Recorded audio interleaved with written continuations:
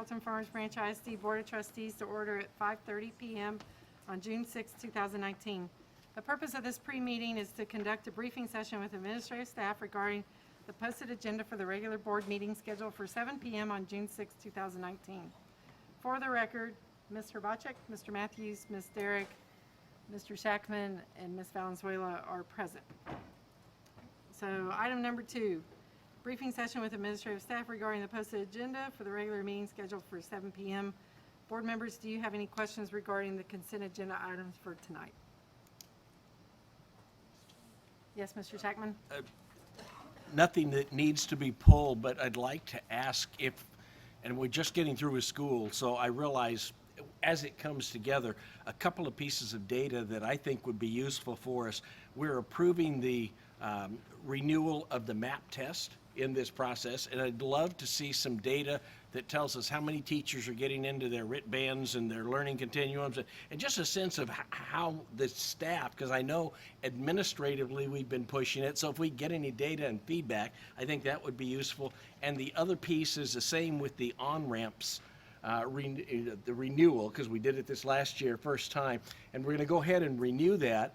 But I'd love to see how many students actually were in on-ramps, how many passed, how many got the college credit, just a little bit of data there. We think it's worked really well, and as we go ahead and approve and look forward to moving forward, I'd like to encourage us to take a look at some data. So Dr. Chapman, perhaps the admin could pull some of that together for us. I don't think it's like we've got to have it tomorrow, but it would be useful for us to look at. That's good, because we're off tomorrow. Okay, then by 4 o'clock, yeah. So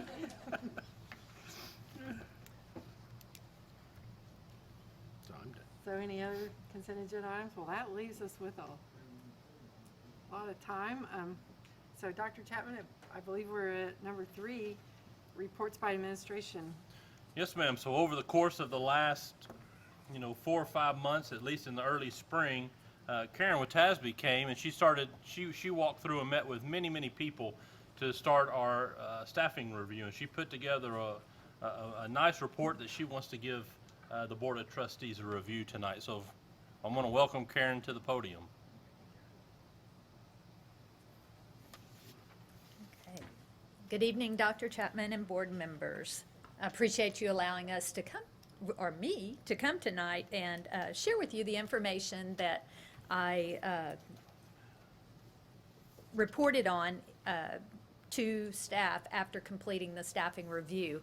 The staffing review was requested by the school district, and the purpose of these are to provide data to the board and the superintendent and administrators as you move forward really through your budget process, which you're kind of in the thick of that right now. So hopefully this will give you some information. It's going to be some options, but they're not something you have to do. It's just letting you see how your school district staffing compares to that of peer districts, of state averages, and of benchmarks that we've established. So I will begin.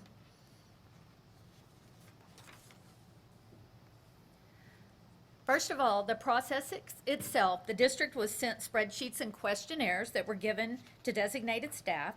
After the return of these documents, a site visit was made. Interviews took place with the superintendent, district administration, and principals. The purpose was to clarify the data, gather information about individual departments and campuses, and to identify what's unique about Carrollton-Farmers Branch ISD. Sorry about that. A peer comparison and benchmark comparison, as well as best practice standards for optimizing student achievement, was conducted. Staffing options were then based on variances from these benchmarks and comparisons, and areas of need and concern were then addressed in the staffing options. The options presented should be used as guidance for to further evaluate the staffing in the specific areas and as information for decision makers, you, the board, as you go through your budget process. So benchmarking. The objective of applying benchmarking concepts is to drive towards the identification and implementation of best practices. Why benchmark? Benchmarking gives you a good look at yourself. Benchmarking provides a good look at what others are accomplishing, And then benchmarking helps prioritize your efforts. What benchmarks and standards were used in this analysis? The comparison to peer districts was conducted at a high level based on the 2017-2018 PEIMS report available through the Texas Education Agency. This comparison is limited to the positions and categories of staff that are collected in the PEIMS submission and produced in the PEIMS report. A more comprehensive peer comparison has been provided for the following areas: central administration, which includes curriculum and instruction, business and finance, HR, operations, special programs, technology, counselors, librarians, clinic staff, special education, athletics, and transportation. This comparison utilizes data from the 2018-2019 TASB HR salary survey. While the data from the salary survey provides a breakdown of specific job titles in these areas, it does have its flaws because it's limited to the positions that we actually survey, which are 139 of them. The data is limited to a set of benchmark jobs that are included in the survey. Some positions staffed by districts may have been omitted from the survey if they did not fall into a specific benchmark job. The data is only as accurate as what is provided by the districts. Similar to the PEIMS data as well, it's only as accurate as the reporting process. Other positions and areas are compared to benchmarks developed based on averages across the state and using common practice in Texas. These are benchmarks that we have established based on using the database that we've collected cumulatively with the staffing reviews in the past. So summaries of findings and options. Number one is district administration, and it says absorption of 6 curriculum and instruction administrators. The district employs 2.2 curriculum and instruction staff per 1,000 students compared to the peer district average of 1.9. The areas with the most variances were in Director of Curriculum and Instruction and Student Services Director. The district reported 6 directors of curriculum instruction where the peer district average was 1.9. You could say maybe this is due to titles because many districts will employ curriculum coordinators as well, which we do measure that position. Carrollton-Farmers branch employed 7 in the area of coordinator, while the peer district average was 9. The Director of Student Services, the district reported 3 individuals, where the peer district average was 0.9. The only other district that had 3, most of them reported either 0 or 1, and the only other district that reported 3 was Alvin ISD. So the recommendation was 6, but that was obtained by saying 4 curriculum and instruction directors and 2 directors of student services. Assistant principals, absorption of up to 2 assistant principal positions. The ratio used is 1 assistant principal per 450 students, and this is for both the elementary and the secondary level. The secondary campuses are currently staffed at 1 assistant principal to 367.8 students, and the elementary campuses are at 1 assistant principal to 522.6 students. 3 assistant principals could actually be reduced at the secondary campuses, but there is 1 elementary campus that is falling at least 1 position below the benchmark range. So the recommendation would be to redirect 1 position down to that elementary campus, and then availability of 2 positions could be absorbed. Counselors, addition of 6 counselors. Secondary benchmark is 1 per 350 students, while the elementary benchmark is 1 to 400. Currently, the secondary ratio is 1 counselor to 366.8 students, and the elementary ratio is 1 to 501.7. 1 counselor could be reduced at Creekview High School and moved down to the elementary level. 4 middle schools and 3 elementary schools are in need of 1 additional counselor, according to the benchmark data. The peer comparison showed Carrollton-Farmers branch at 2.2 counselors per 1,000 students, while the peer average was 2.3, so a little bit higher, and it's reflected in this number. Instructional support, Streamline instructional support.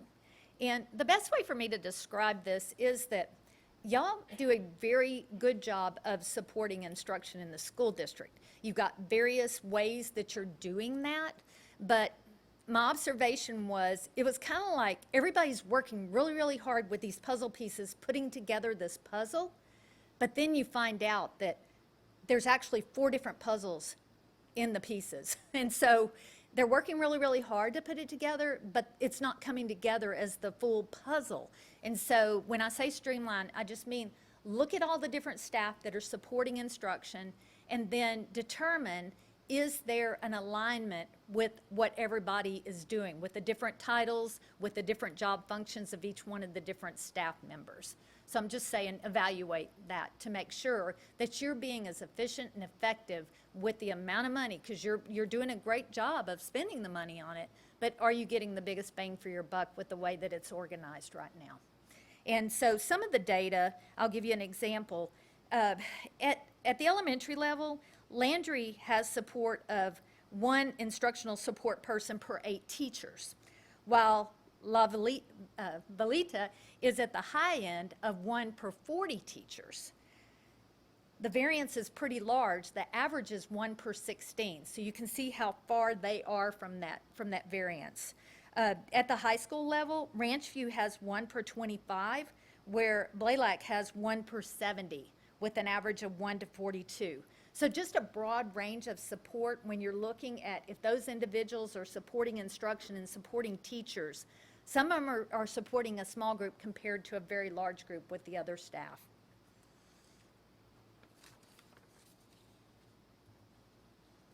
Librarians. Absorption of up to 19 librarians. And this is based on just an alternative model.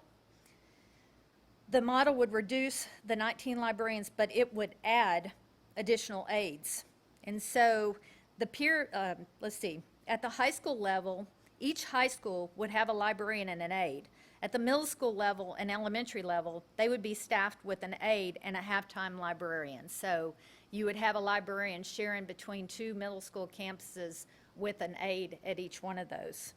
The peer district average, with the peer district average, Carrollton-Farmers branch reported 0 aides, where the average of the peer districts was 16.6 aides. So they're using, when you look at the total average, it's about the same, but y'all are accomplishing it with the professional staff, the librarians, where the peer districts are using the paraprofessional staff and the librarians to equal that amount. So just an alternative model that could provide cost savings for the district, and it could increase you on the educational aid side, which are low on that side for the district. Clinic staff is kind of similar, absorption of up to 18 RNs and the addition of 16 LVNs, so it's just changing the model from using RNs at all the campuses to doing a combination of LVNs, RNs, and using clinic aides. The recommendation is 750 students per healthcare provider. This model would still provide that support. 1 RN would be with 2 LVNs at the middle school campus, with 1 LVN, sorry, at the middle school campus, and at the elementary campus, it would be 1 RN with 2 LVNs. Each RN would have an aide, so they could have the flexibility to be able to go assist the LVN that they're supervising.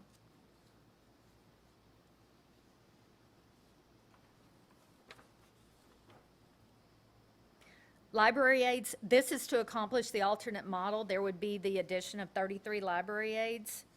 Each campus would be staffed with 1 library aide, and then a half-time librarian at the middle schools and the elementary schools. The high schools would remain staffed with a full-time librarian. And then clinic aides would be to support the alternative model. It would mean the addition of 10 clinic aides. Special education.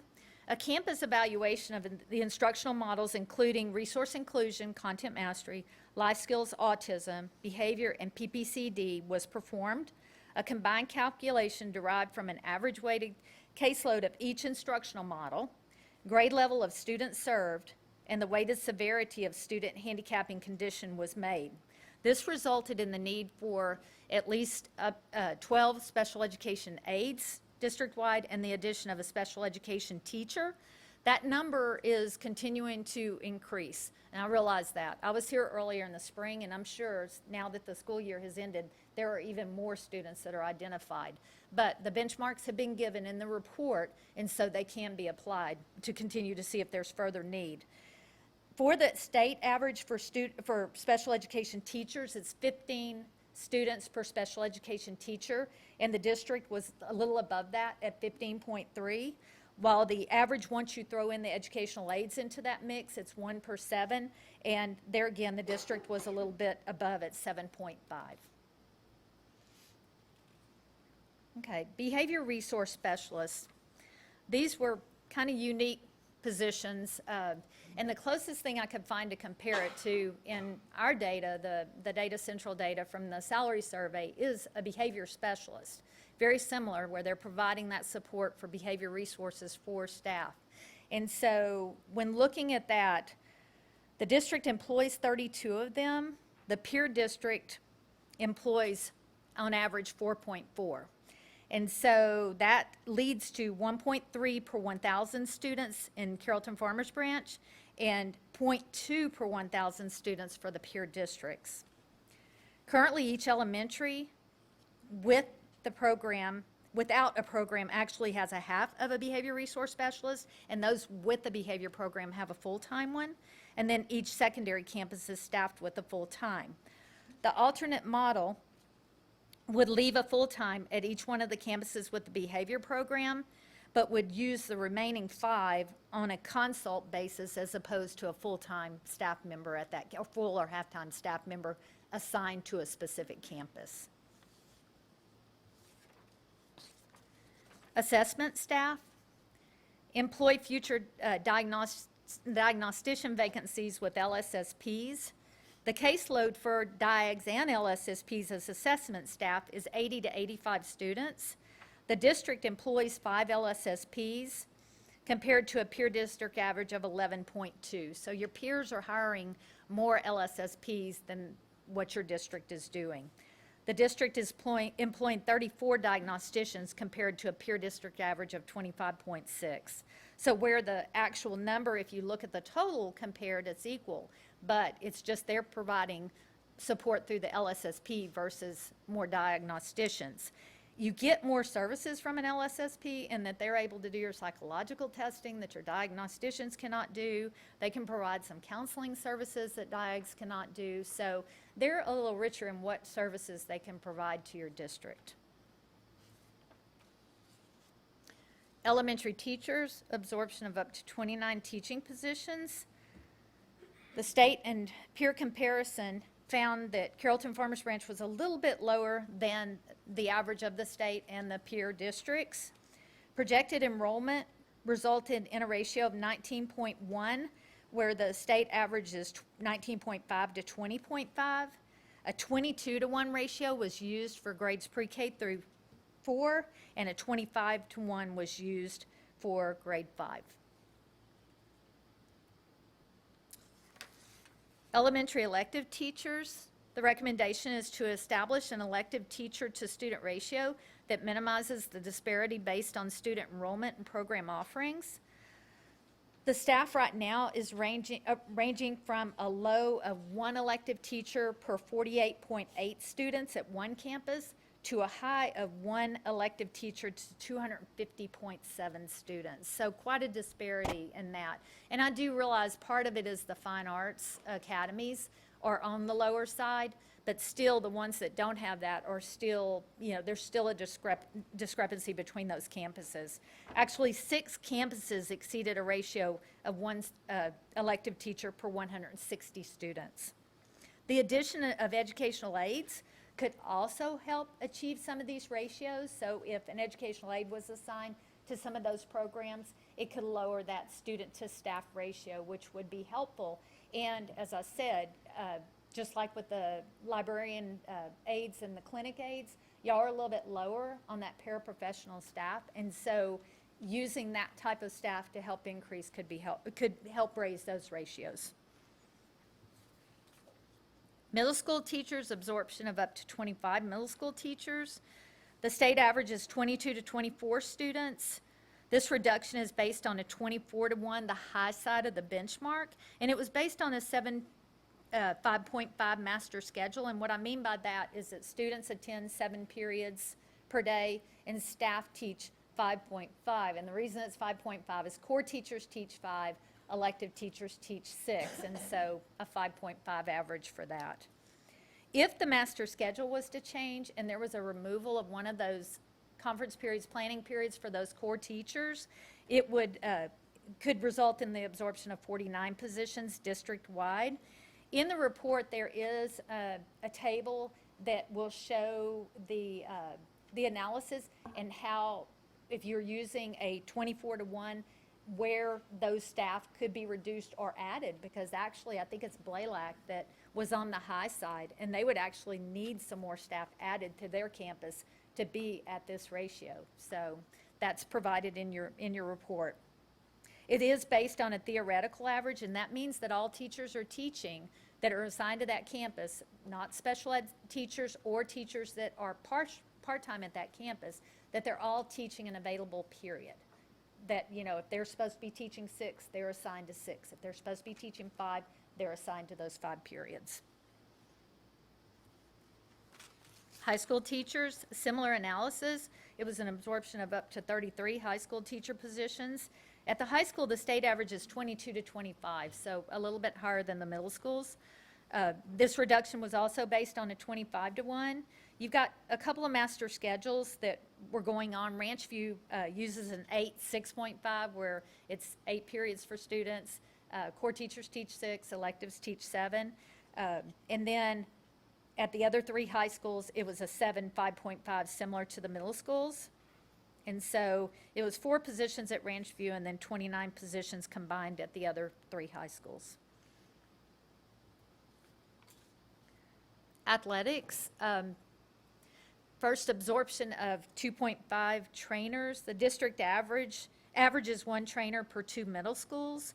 The high school trainers can actually, you know, in most districts, they serve their feeder pattern for the middle schools and do not employ specific trainers at the middle schools.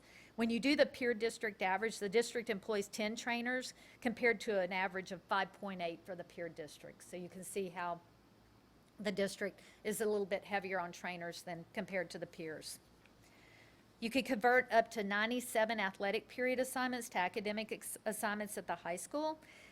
I never tell boards or superintendents or recommend or suggest or go anywhere near saying cut coaches. Obviously, this is Texas, and we know the importance of athletics in Texas and for our students.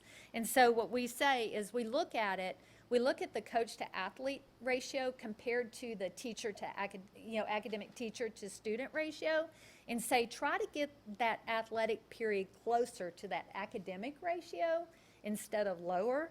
And so by doing that, we take the assignments and we reduce coaches from periods to try to get that coach to athlete ratio closer to the academic ratio.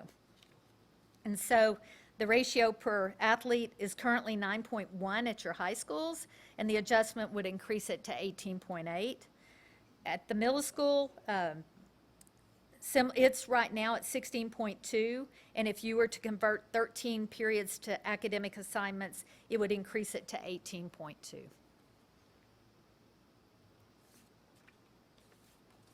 Maintenance staff, addition of up to 12 skilled maintenance positions. 6 positions would be for HVAC and 6 would be for plumbing and kitchen equipment. These positions could actually be paid for out of what is being paid in contracted services right now.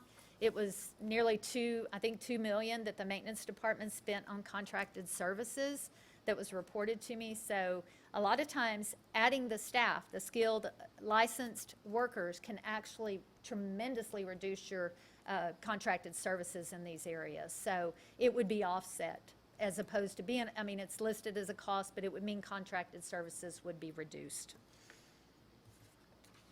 Custodial, there was not concerns expressed, but throughout all the campuses, they're pretty evenly distributed amongst the campuses, and there looks to be one position here, one position there that is less than, that they're looking like they're needing.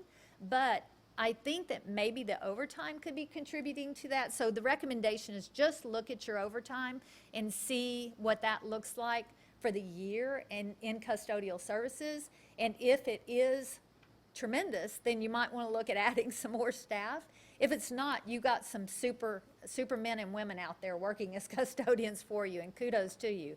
The ratio is typically 1 per 19,000 square feet, and y'all are at a ratio of 1 to 24,000 square feet. So just maybe something to keep an eye on. Child nutrition, you could absorb 22 labor hours. Is pretty minimal comparing the number of campuses that you have and the number of meals served.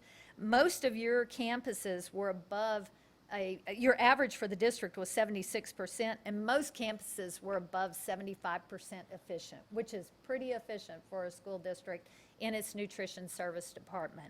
And so there could be an opportunity to reduce an hour, 2 hours or so at some elementary campuses, or to reduce some hours at a couple of your high schools that would bring them into that 75% efficiency if you chose to do that. They weren't way off, but that's the easiest way to do it, as opposed to reducing staff would just be maybe to reduce some hours at those campuses.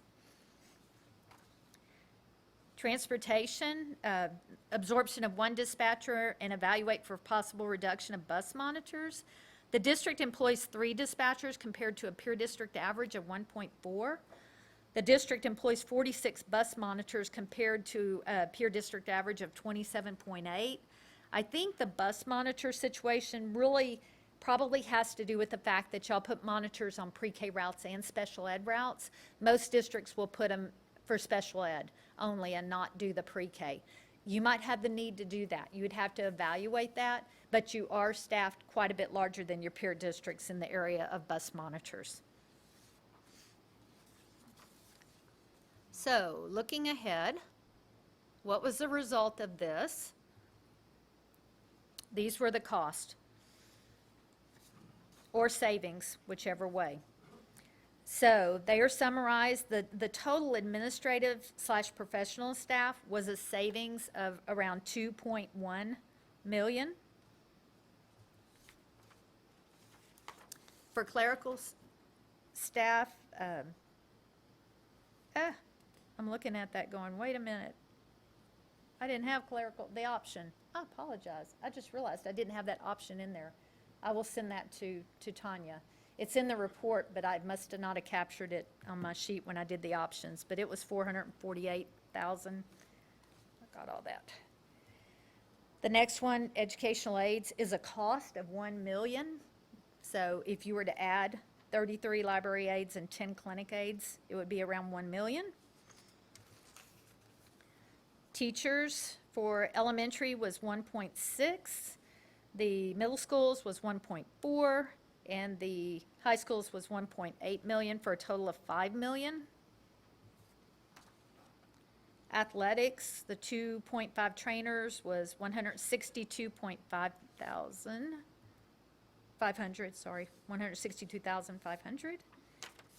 Special ed was 608,000 in cost savings.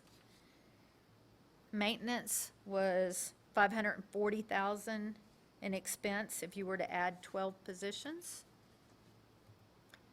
Nutrition services was 49,600 savings. The dispatcher, 43,100.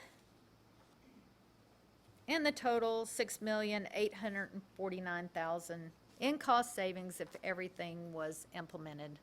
As I said, these are just options as you're going through the budget process. As districts look at their programs and look at needs of students, things change, and most of the time, all the funds are already allocated for things. And so this just gives you options that you can look at if you're trying to do something differently, or if you need to work on compensation, whatever it may be. Thank goodness, I think the state's helping a little bit with that, but you might want to go a little bit further. So this will give you that information that you need to make those decisions. Any questions?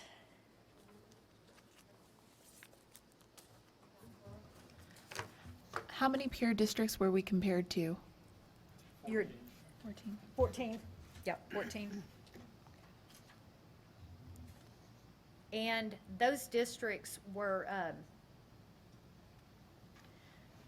I came with one, we've got a system where we'll run the reports doing the comparison of the different demographics. And I did change out some things. I worked with Tanya on removing a couple of lower performing districts and adding some that were more higher performing, more reflective of what you might want to be, if that makes sense. And that was my follow-up. We're looking at these differences of averages, and that doesn't necessarily tell me whether these numbers were optimal for them. It's just telling me what they're doing in terms of staffing. And so I'm very concerned about reducing the amount of teachers or librarians Exactly. at the cost of our schools. Right, right. And you got it, that's just an option, and it's just showing you what the benchmarking data provided for you.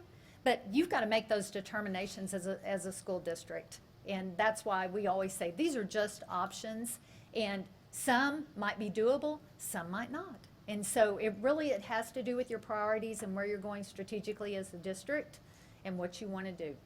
Okay? Thank you. You're welcome. Mr. Ramos? Can you give me a little bit of information about what criteria you use to consider a peer district? A peer district was based on student enrollment. It was based on the geographical vicinity. For instance, you are near a metroplex, so we tried to find districts too that were, closer to larger cities. They're not always metroplexes, obviously, because then we would be limited to Houston, Dallas, Fort Worth, San Antonio, Austin.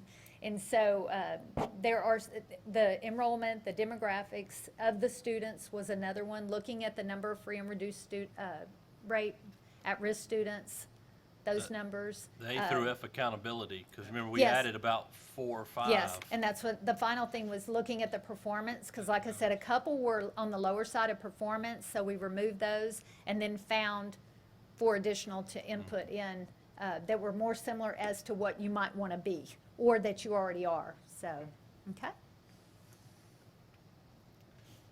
Yes, ma'am. So I have a question. I'm still kind of stuck on the convert up to 97 athletic period assignments to academic assignments. I understand the concept. Right. So is that saying that they're not teaching, like core teachers you said teach X number of classes a day? Right, they're plugged into those athletic periods, making athlete to student rate, student athlete to coach ratio low. As I said, 9.8 I think was the high school average of athlete to coach ratio, because they're plugged in to those athletic periods as opposed to teaching an academic period during that time frame. And so we're saying to help balance that out could and double, yeah. beef up that number a little bit. You can have them be after school, and they can be coaches, and they can be out there during the practice time, but during the school day, you might want to use them as academic teachers. Thank you. So, We have at least 2 athletic periods built into every secondary school, I'm pretty sure. and a lot of times they'll assign, okay, you're a freshman, and then you're sub-varsity and varsity, and we're not going to put everybody in both of those periods. We're going to offset it a little bit, and then everybody's going to be out there during the practice or whatever. That's how some do it or accomplish it. I also wrote down absorption of 22 labor hours. I think the terminology, I read this report like 3 weeks ago or more.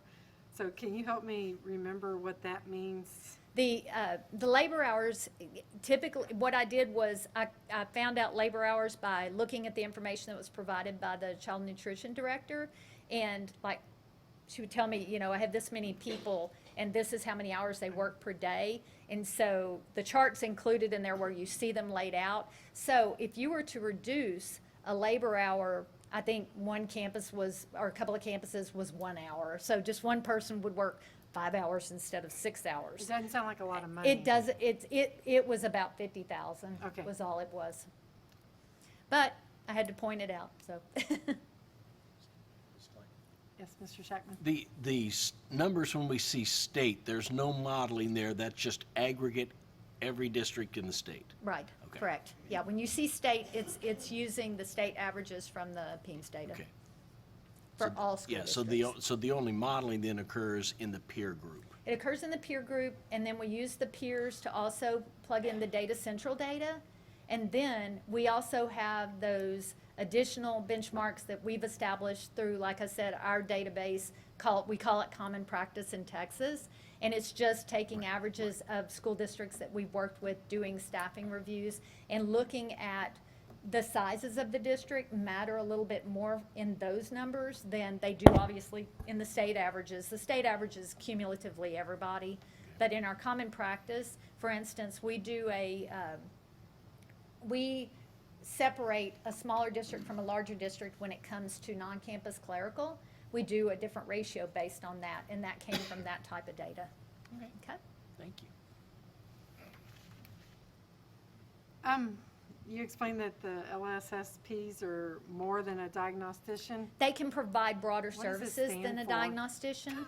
What's that? What does it stand Oh, for? LSSP is a licensed specialist in school psychology.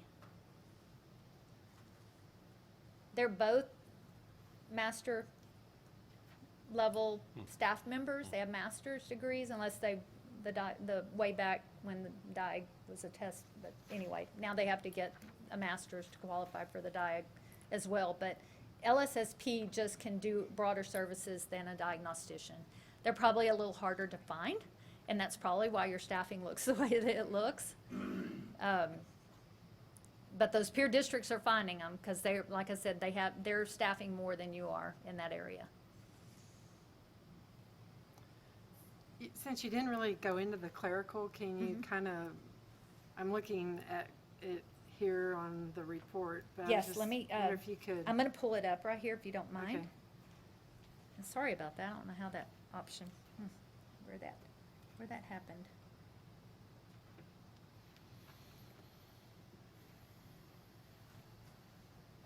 Okay.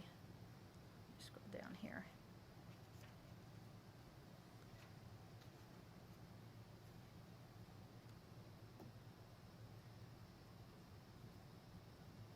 Okay, it was under campus clerical and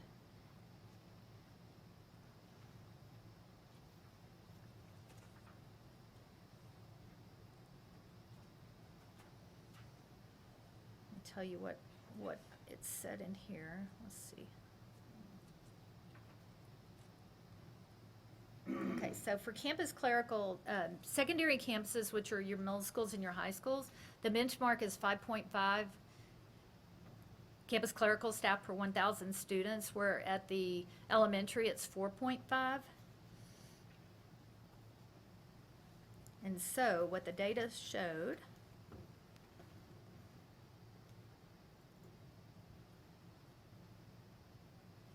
you employ a total of 89 at the secondary campuses, and can't. You show 56 at The benchmark elementary. was 73.5, so you're 15.5 over the benchmark. It was, the 4 traditional high schools were the ones that were the highest at 5.5, 3, and 3.5, where like Blaylock was under by 2 positions,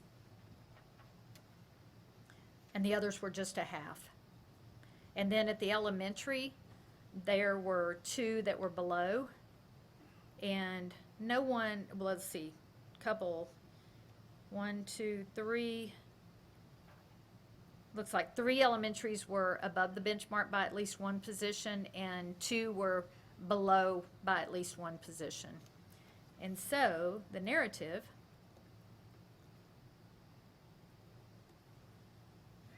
reflected that, and it showed where Creekview, Ranchview both were over the benchmark by 5, Smith by 3, and Turner by 3.5, but Blaylock was under by 2 positions.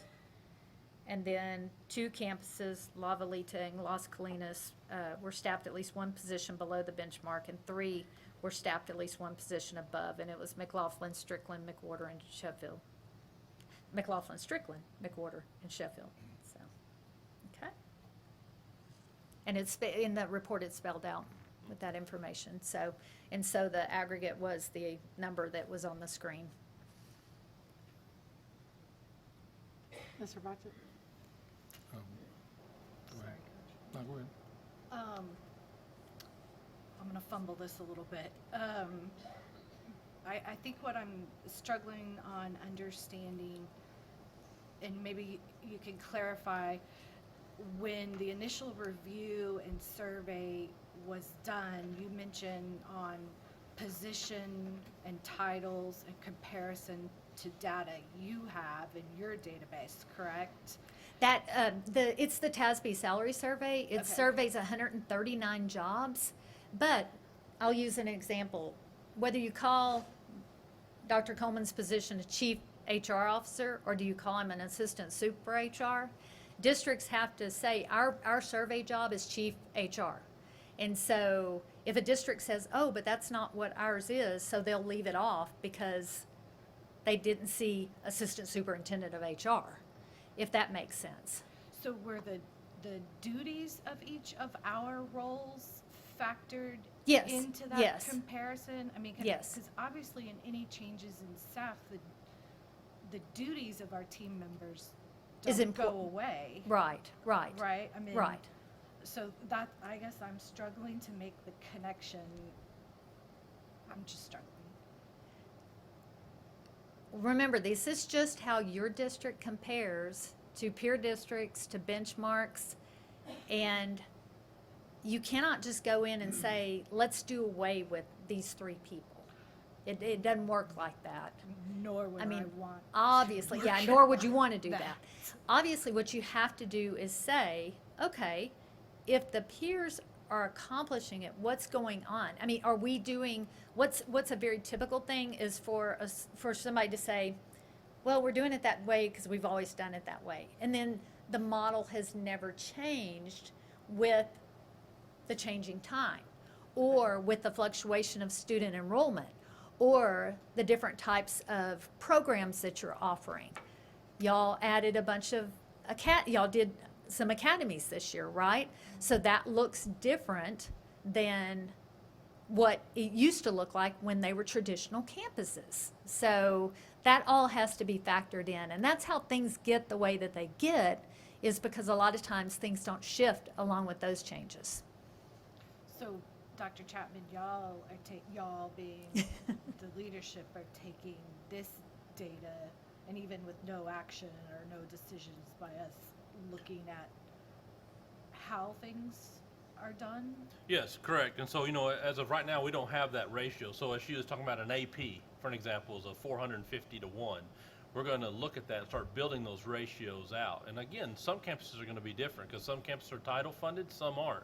There's going to be some cases in there where you talked about instructional coaches, and where that is. I'm going to tell you, I got an issue with not providing an instructional coach for early literacy to get our kids reading on grade level. So that's a recommendation the state's doing. We've got to decide what we're doing, what does that look like.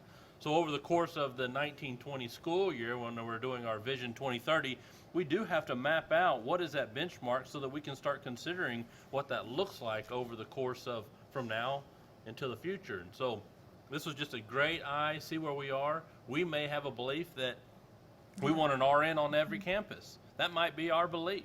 It may not be our belief. It may be that we want librarians. It may not be. That's just something that she did a thorough job for us to now take that as a benchmark to start having conversations throughout all stakeholders in the community to come back and say, here is our platform as we move forward over the course of the year. Not set in stone. We won't ask the board to approve it because it's not set in stone. It's just our benchmark for the next 5 to 10 years. So I was fixing to say, it's at least 5 years, no Oh, yeah. less than 5-year process. The good thing is that some districts do these because they've hit that brick wall financially. And they can't afford to keep paying people or increasing pay and have the staff that they have. And so they've got to take quick action. Y'all aren't like that at all. It was more, like you said, it's just okay, this is what we look like. Now, let's take our priorities, let's take our strategic plan, let's plug it into what we've got here and see where we want to go as a district, and could we do something differently based on this data to accomplish a different goal? Okay. kind of like a health checkup. I think it's just a review of everything. You get to see all your numbers, and then you get to decide how you want to react. But I expect we will use this as a board, whether, staffing one way or another, to help define what our priorities for our Exactly. kids Correct. and our staff. Absolutely. And what those are. Yes. Yeah, if your cholesterol was a little high, but your potassium was a little low, what can you do? I like her health check. What can you do? Or does it matter? Are you still going to live a Might you change your diet? healthy life, right?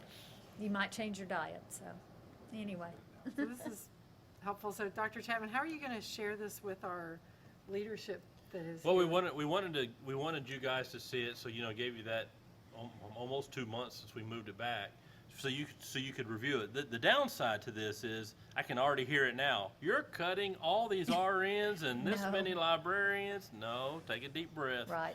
We're just as a benchmark, and so we're going to roll this out to the principals, knowing, and they're going to need to talk to their staff to say, we didn't say we're cutting the 29 elementary staff We're saying members. other people do it this way. Yeah. But And so- we may. But do it. that ruffles whenever your name's on the list. Right. I Oh. mean, it causes alarm. And so, we hesitated before you saw it because we wanted to make this very clear that this is simply a benchmark of information, good data, but we're going to work with all stakeholders to see what is our priorities. And we're not going to go in and, we used to call it rifting, but we're not removing people from positions. But if we feel that there is a priority of reduction in whatever that title may be, we'll do that through attrition. And so what does that look like? But we got to get buy-in. We got to get that ownership culture moving forward and seeing what those priorities are, and then how do we move this over the course of, of the next 5 to 10 years, knowing we're going to work on this throughout the 1920 school year. And so this is going to be an 8-9 month task ahead of us. It is a living, breathing document. Yes. It will change, and so it's not, again, set in stone. And as you hire, like this LSSP I learned about, Mhm. you, maybe diagnosticians or people that have been doing it for 20, 30 years, and as they retire, you hire in the people with the different Sure, capabilities. that's our plan. Speaking of the LSSP and the diags, I'm not, what I do know is that our diags currently are just swamped. Right. They're overloaded big time, and I know quite a few of them are not really happy with all their caseloads. I'm not knowing exactly what a job description is on the LSSP, I'm sure Randy Wells probably, I would like to hear just your opinion, Randy, if you know the difference, and I'm sure you know the difference, but how do you feel about the LSSP situation? Again, I don't want to put her on the spot because this is Yeah. something we're going to talk about over the course of Okay, the never next mind, 3 to Randy. 4 months. You know what I'm saying? Yeah. I mean, she can. I mean, she's looking down. I don't want her to be on the spot. No. And so, I did talk, yeah, she did. and so in our school district, an LSSP strictly does evaluation for emotional disturbance and ADHD. Even though in other districts, they might do functional behavior assessments, write the behavior plan, and do counseling. And that's where our VRSs come in. Our VRSs are the people that do the functional behavior assessment, Right. write the behavior plan, and do the intervention for students. And it is true that we have VRSs on campuses where we have our behavior programs, but we also have many self-contained classrooms for students with autism, other developmental disabilities with kids with very aggressive behavior as well. Those campuses share, the progressive campuses share VRS elements. So, happy to talk about that. That's the model that we use, and I did talk Yeah. about LSSPs. There are other districts I know have, 30 LSSPs. The truth is, an LSSP makes more money than a VRS. They're different pay rates, right? And so, we feel like that's what we chose to offer. Thank you.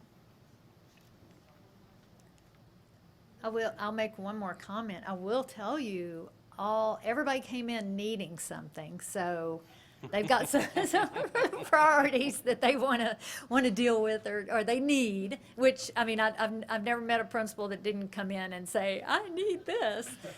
It is, they usually do. But the main thing is that, like I said, there's not a whole lot of extra money sitting around there. Obviously, the legislature's giving you a little bit this year, but typically the district is spending everything they've got except for what they're putting into that savings. And so those needs are there, and so sometimes it takes looking at things differently to meet those needs, immediate needs that they have that are strategic and for the best interest of students.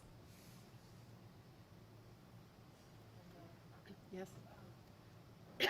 And Dr. Chapman, you mentioned about getting the information out. I mean, y'all have a set communication plan for your principals to their staff, so there's not a mass panic. Yeah, and that's why we're And gonna hold, talking point. I yeah, mean, we're gonna hold this off until I'm August, fearful. yeah. I mean, that's what I'm Yeah, fearful. yeah, we'll hold off till August, and we'll put something together and give a summary of, because they're all gone now. And so trying to bring people in, hence another reason, waiting. We don't want people to freak out over numbers that we're seeing. I've done this every district, and so I've learned lessons. And so we're gonna take this slowly in the process as we build those collaborative teams. And like you're saying, when we were talking about Miss Wells, we're gonna look at that, and she's gonna have her a team, and we're gonna talk through that and what that looks like with the stakeholders of LSSPs and diagnostician and BSRs and all those components that go in, and say, what is the process? What is that CFB way that we want as we move forward? But we need to tell them all that instead of just hand them a document and they going, oh, no, today. I'm one of 29. We need to talk. It's one of those things. You can't do that. We have to, right. So Thank board- y'all very much. Yeah, you did a wonderful Appreciate it. job, a lot of work. Appreciate the We thank opportunity you. to work with all of y'all and the staff here. Thank y'all. Thank you. Dr. Chapman, do we have any other reports? Oh, ma'am. So, with that, we're at item number 4. Board members, we've reached the end of the agenda for this pre-meeting briefing, and we are adjourned at 6:22 p.m.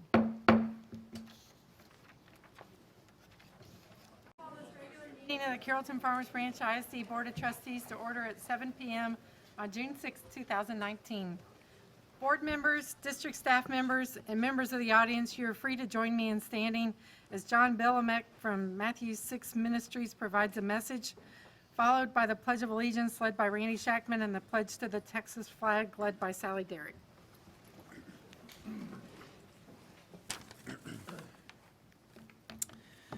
Father, on a day that we remember the sacrifice of soldiers who storm beaches, I am thankful too for sacrifices made by educators. While they may not be storming beaches while facing enemy fire, they sacrifice many things for and during their profession. Time to themselves when planning lessons, time with family while grading papers, and even their own financial means when sometimes providing necessary supplies to their students. It is my prayer that these teachers and the men and women here tonight would continue to be encouraged by what they do every single day to impact kids. I pray that you give them the strength to endure both the soaring highs and the challenging lows as they prepare students for their futures. And most of all, I pray that they never forget the sacrifices that the sacrifices they make matter. They matter to former students like me, who to this day still quote sayings from some of my favorite teachers to my son.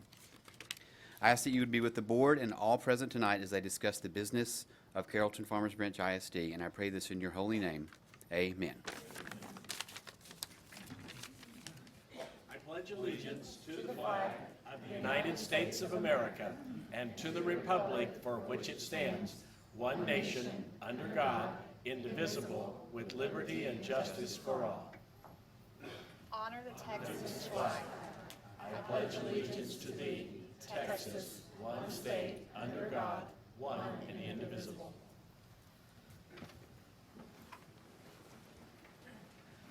Thank you all for joining us tonight. We've had a really busy week and a busy month of May, Dr. Chapman. And I understand that those that work at CFB get tomorrow off. And as a district, we dedicate all our efforts and resources to our goal of high achievement for each student. The board uses this goal to guide all deliberations, decisions, and actions.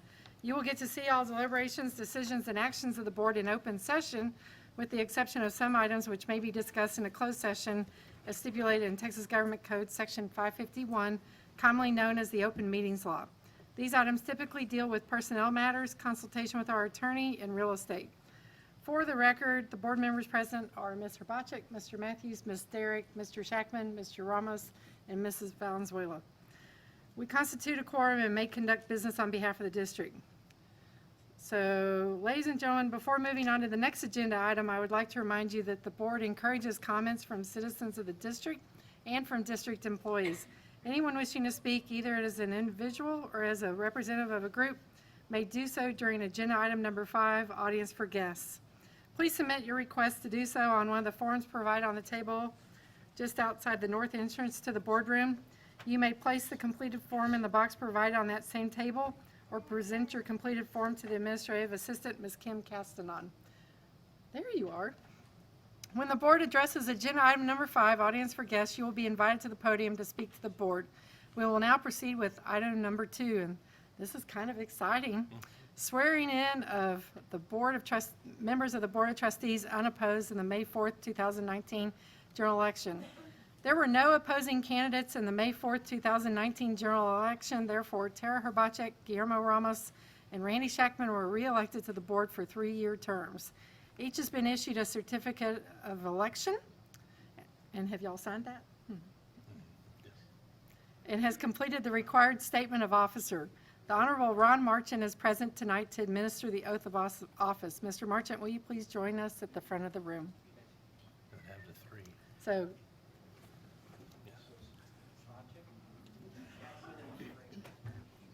Fine, so you're doing all right? Thank you so much for being here. thank you for being here.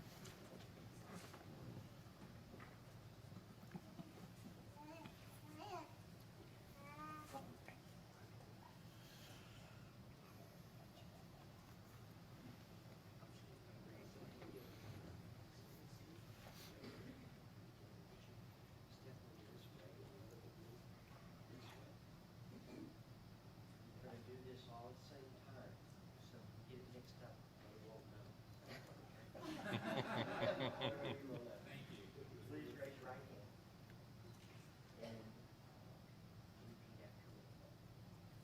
In the name and by the authority of the state of Texas, I state your name. Do you want to give them the microphone? It's right in front of you. How are you going to do it? State your name. Do solemnly swear or affirm that I will faithfully execute the duties of the office of Carrollton-Farmers Branch Independent School District Board of Trustees of the state of Texas, and will to the best of my ability serve, protect, and defend the Constitution and the laws of the United States and of this state. So help me God. Congratulations. All right.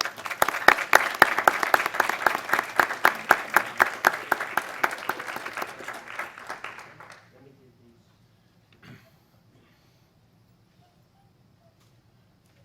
Let's have a look at the picture real quick before they all split. With their families separately? Yeah, let's do it while they're all standing here up here. So, Randy and Tara and Guillermo, we'd like you to take pictures with your families. Let's do it real quick Well, this way one with first. just y'all right now. Yes, all 4. Perfect. You want your family? Would have combed my hair.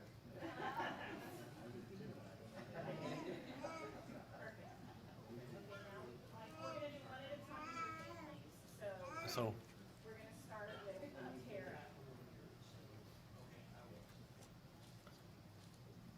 I think he's taller than you. yes.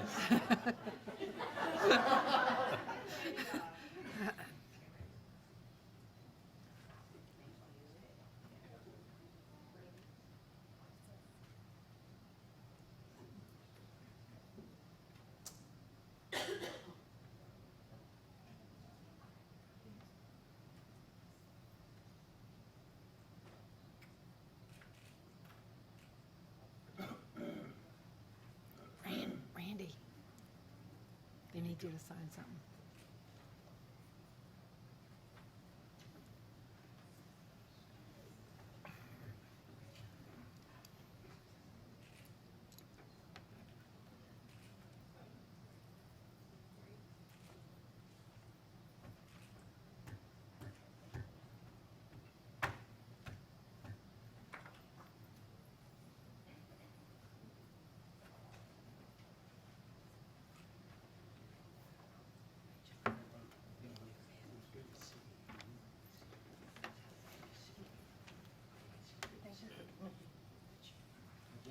Yes, sir. Thank you so much. I'm grateful.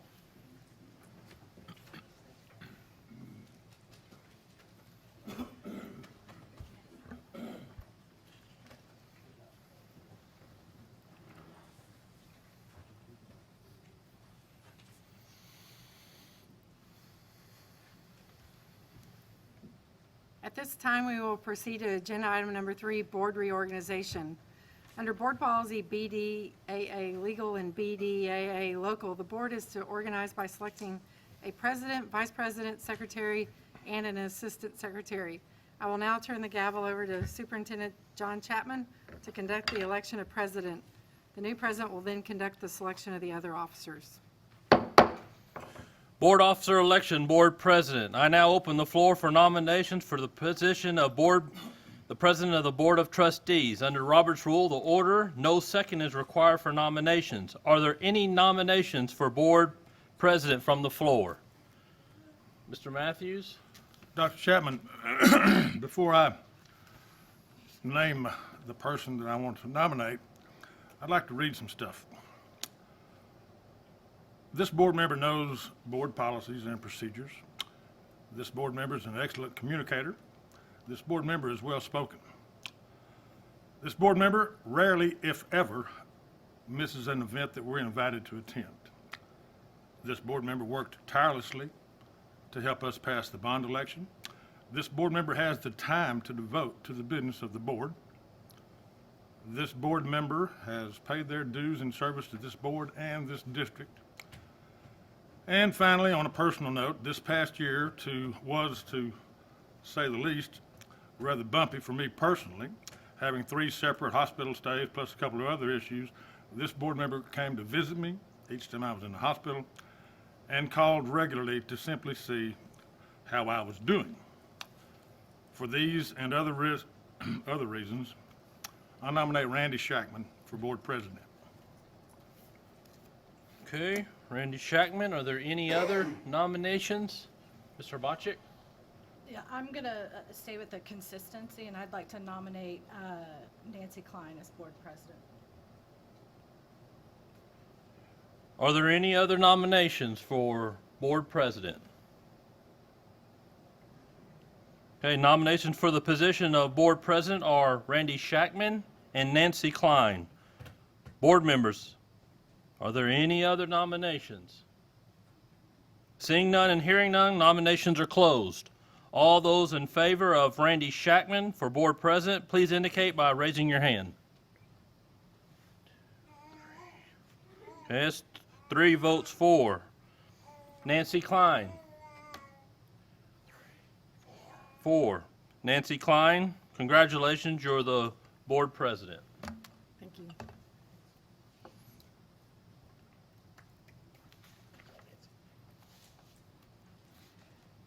I now open the floor for nominations to the position of Vice President of the Board of Trustees.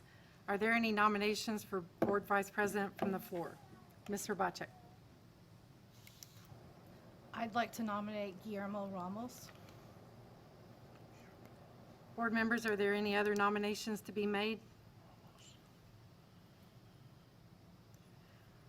So all those in favor of nominee Guillermo Ramos for Board Vice President, please indicate by raising your hand.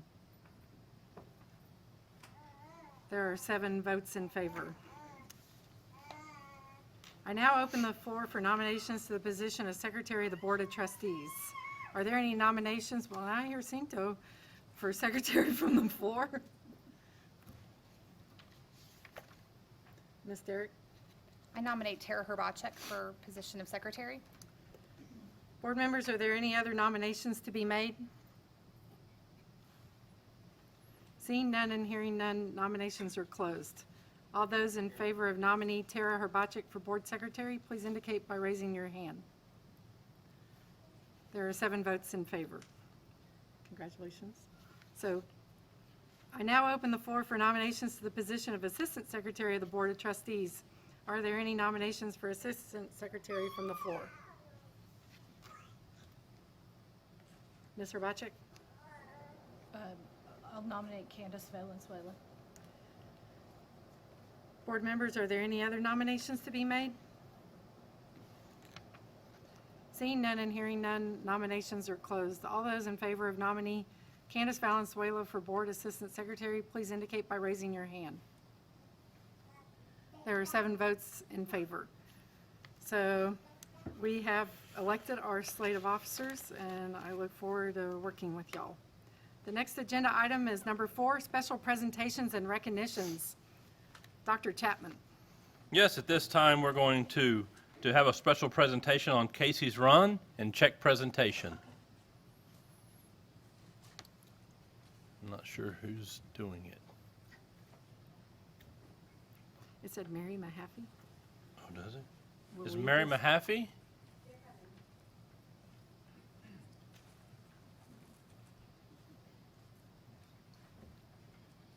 Is she usually here? She's here somewhere. Sally knows her.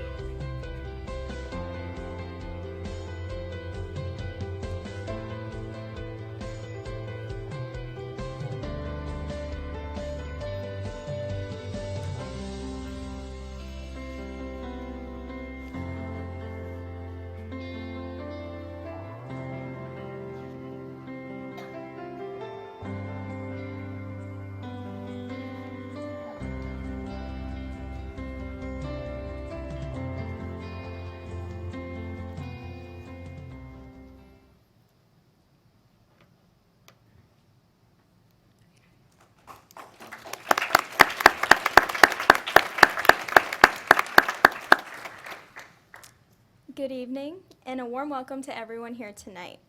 My name is Mana Salanka, and I have recently graduated from Ranchview High School this past weekend. I've had the honor and pleasure of serving as a student coordinator this year for Casey's Run, along with the help of other student coordinators in the district, Ms. Cyper and Ms. Mahaffey, and the Breckus family. However, before I begin to recognize the importance of this event to the community and society as a whole, I would like to touch on my personal experience with this event and how becoming a part of this annual fundraiser has impacted me. My involvement with Casey's Run did not start in high school like most, but actually began in 2012 when I was a 5th grader.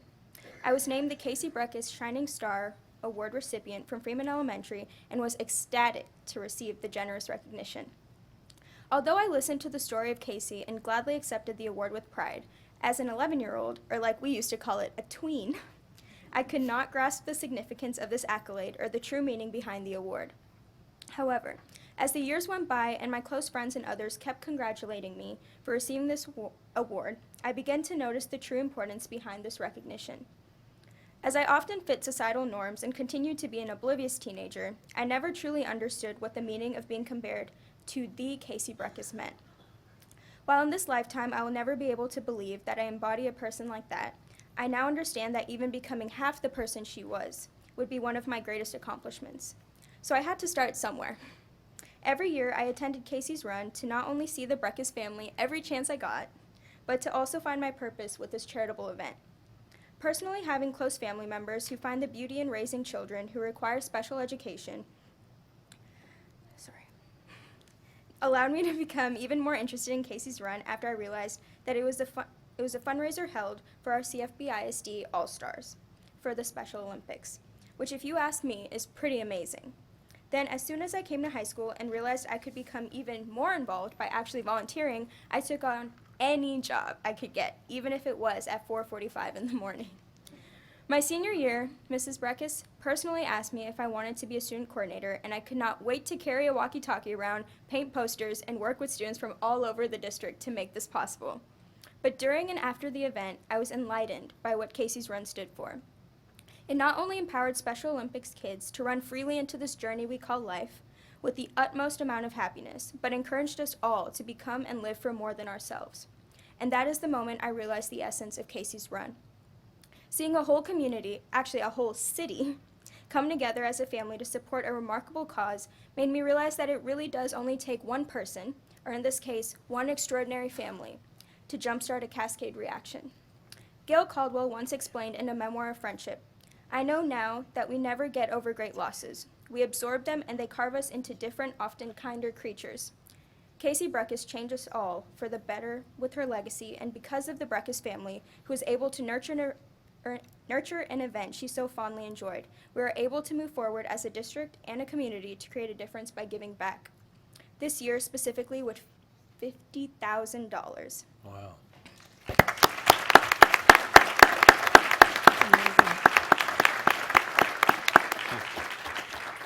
Therefore, I would like to insert a heartfelt congratulations to everyone who made this possible and gave their time, commitment, and respect to this event this year. And I sincerely encourage everyone to participate and inspire others to take part in this life-changing occasion in the future. Through this family, you are not only able to give, but receive more in actuality. The joy from touching other people's lives. Standing here today, I am beyond honored to be speaking in front of everyone to share my experience over the years, and especially my strong connection with the Breckus family, something I will truly cherish forever. I'm living proof of a person who has been carved and molded into a more kind and giving person today because of Casey's Run, and strongly believe that Casey's legacy will be kept alive through every person if we continue to just keep marching on. Thank you.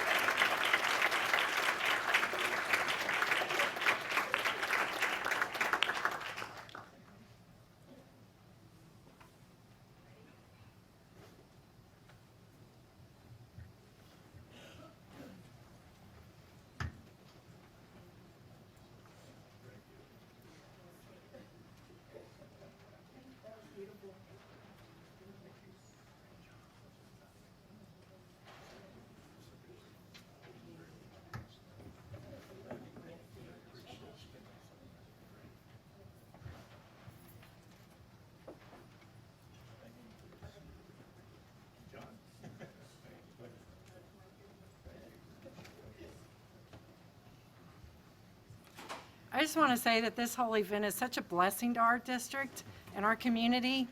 It provides so many good things on many levels. It provides a healthy outlet for people to see how much exercise benefits, and you don't have to do a whole lot to benefit.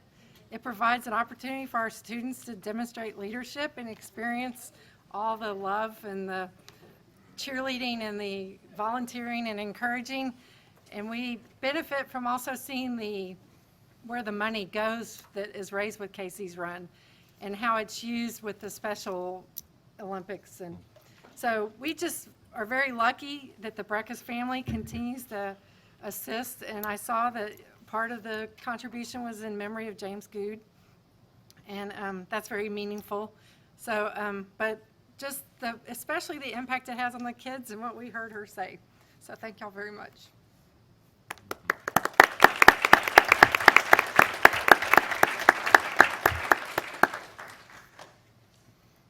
So, Dr. Chapman, do you want to talk to us about our student artwork that we see? Yes, ma'am. Each month we display some artwork. And so in front of you today, and whenever you leave today, stop by and look at some of the 2D artwork displayed by R.L. Turner High School. And so you can see some of this in front of you now.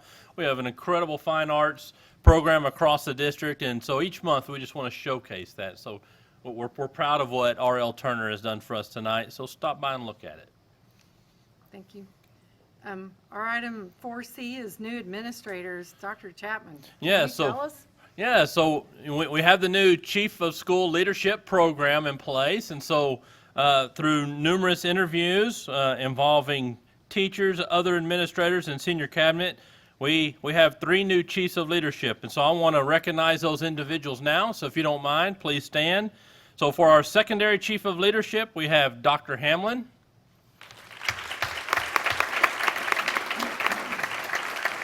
For elementary Chief of Leadership, we have Miss Machayo.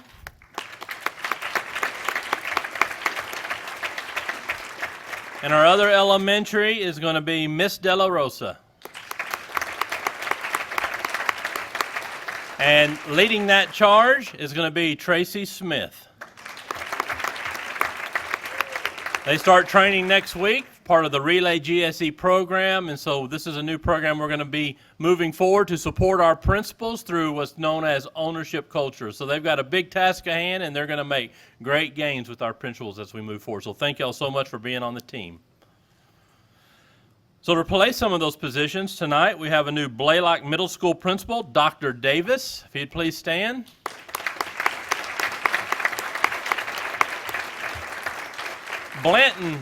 Blanton Elementary have Dr. Badillo. And Stark Elementary have Miss Putman. 3 incredible new principals that are going to bring great benefit to our district. So thank you and welcome to CFBISD. Thank you so much. Thank you, Dr. Chapman, for introducing us to some of some of them we already know, but the new campus leadership. But thank you to the family members of our newly elected, newly sworn in board members for the next 3 years. We really appreciate y'all letting your family members serve and supporting them while they spend their time here with us on our numerous activities. So thank you very much for being supportive. Thank you to as I said, to the Casey's Run people and you students. I expect to see amazing things out of y'all in the future, and the unlimited opportunities now that you can apply all that you've learned about team building and working as a group and leading others. So, Dr. Chapman, with this, I'm ready to take a recess. Okay. And it's 7:26, so we'll come back at 7:40. How's that? And thank y'all very much. Speaker starts for 3 minutes, and Speaker, the timekeeper, will let you know when you have 1 minute left. So we have Sharon Escher.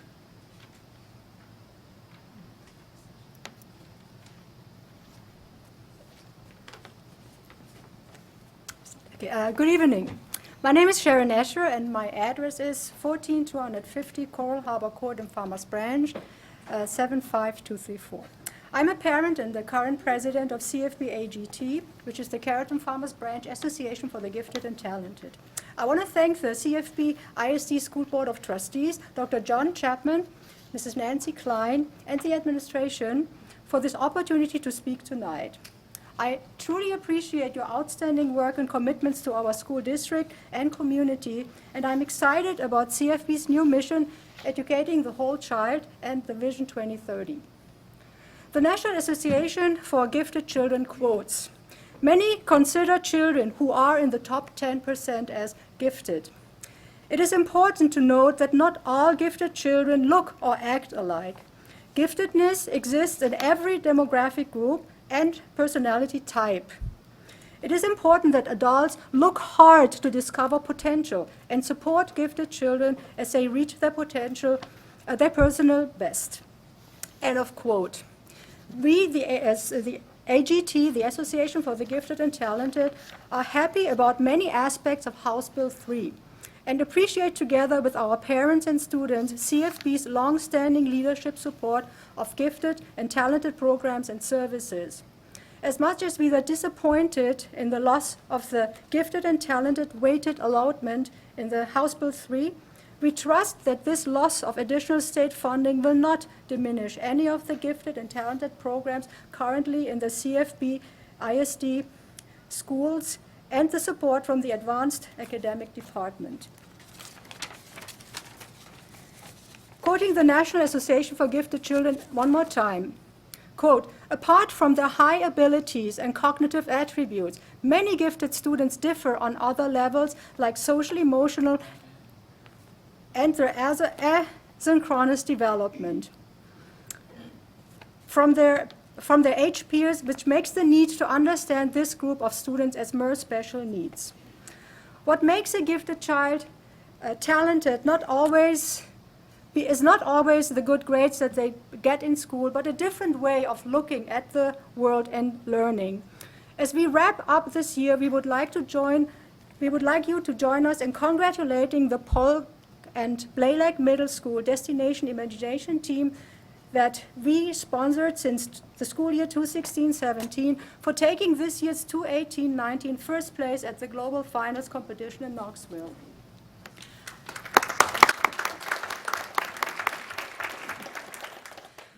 Our goal for the next school year 1920 is to continue our commitment to the GT community and GT education in CFB and to collaborate with many other CFB organizations and leaders and to partner with CFB administration, Advanced Academic Services, and Council PTA to provide joint programming for all students in the district.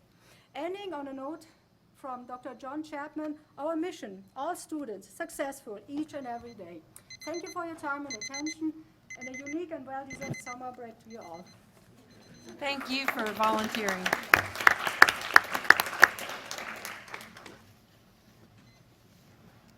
We will proceed to our next agenda, item number 6, consent agenda. The consent agenda is a mechanism that the board uses to approve a number of routine items together with a single vote.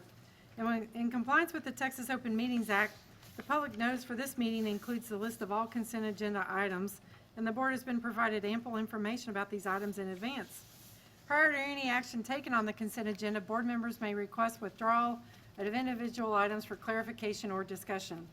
Board members, are there any items to be removed from the consent agenda at this time? Can I address 3? Yes. If you don't mind, I'd like to address 3. In front of you tonight, you see a highlighted area on 6F, and that's the revised MOU with Irving Police. And so that was just an addition. There weren't any changes made, just the addition that they brought to the table. Well, we got it this week, so I just wanted that to come to you. I also sent that to you in an email. The next one is MM. And so if you will look at MM, that is part of the District of Innovation as we were walking through some of the pieces developing for 1920. That's AF local, ABA local, DK local, and EB local. Those were not approved by the board, and so we need to do so. That is part of the District of Innovation, so if you don't mind doing that tonight, I'd be grateful. And then you have a manila folder in front of you, NN, and Ms. Castaneda did a great job of putting together the proposal dates for all of your board meetings for the 1920 school year, your team building. It just says early fall, we'll schedule that. Your 3 work studies.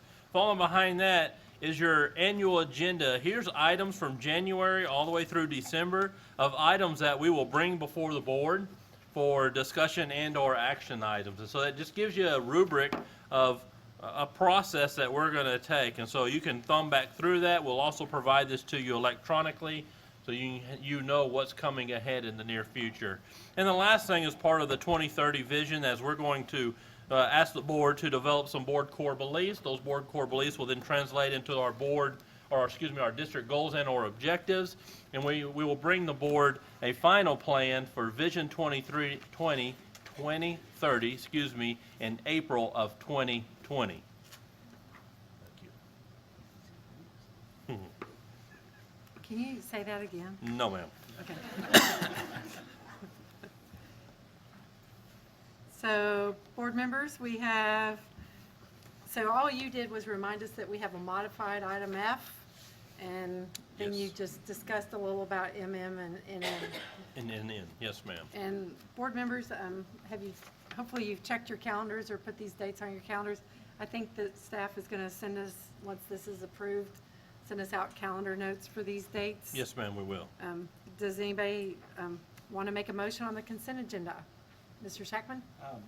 Prior to making the motion, I'd like to add one comment, especially for those, there are a number of folks that watch our meetings either live on cable TV or they go in and watch. And there is an item on the consent agenda that we have all seen and reviewed, talking about the board approving a resolution for hazardous traffic conditions. That is not a big deal. It sounds a little scary. It's something that the state puts out, and when there are not sidewalks in certain locations, it's nothing changed, it's nothing different, but it's a process that we do that certifies, and it allows the state to provide a small additional transportation allotment to us. And so we do it for that purpose, and those places are identified. And that's what it is. We have not had suddenly a major traffic change around one of our schools or anything like that.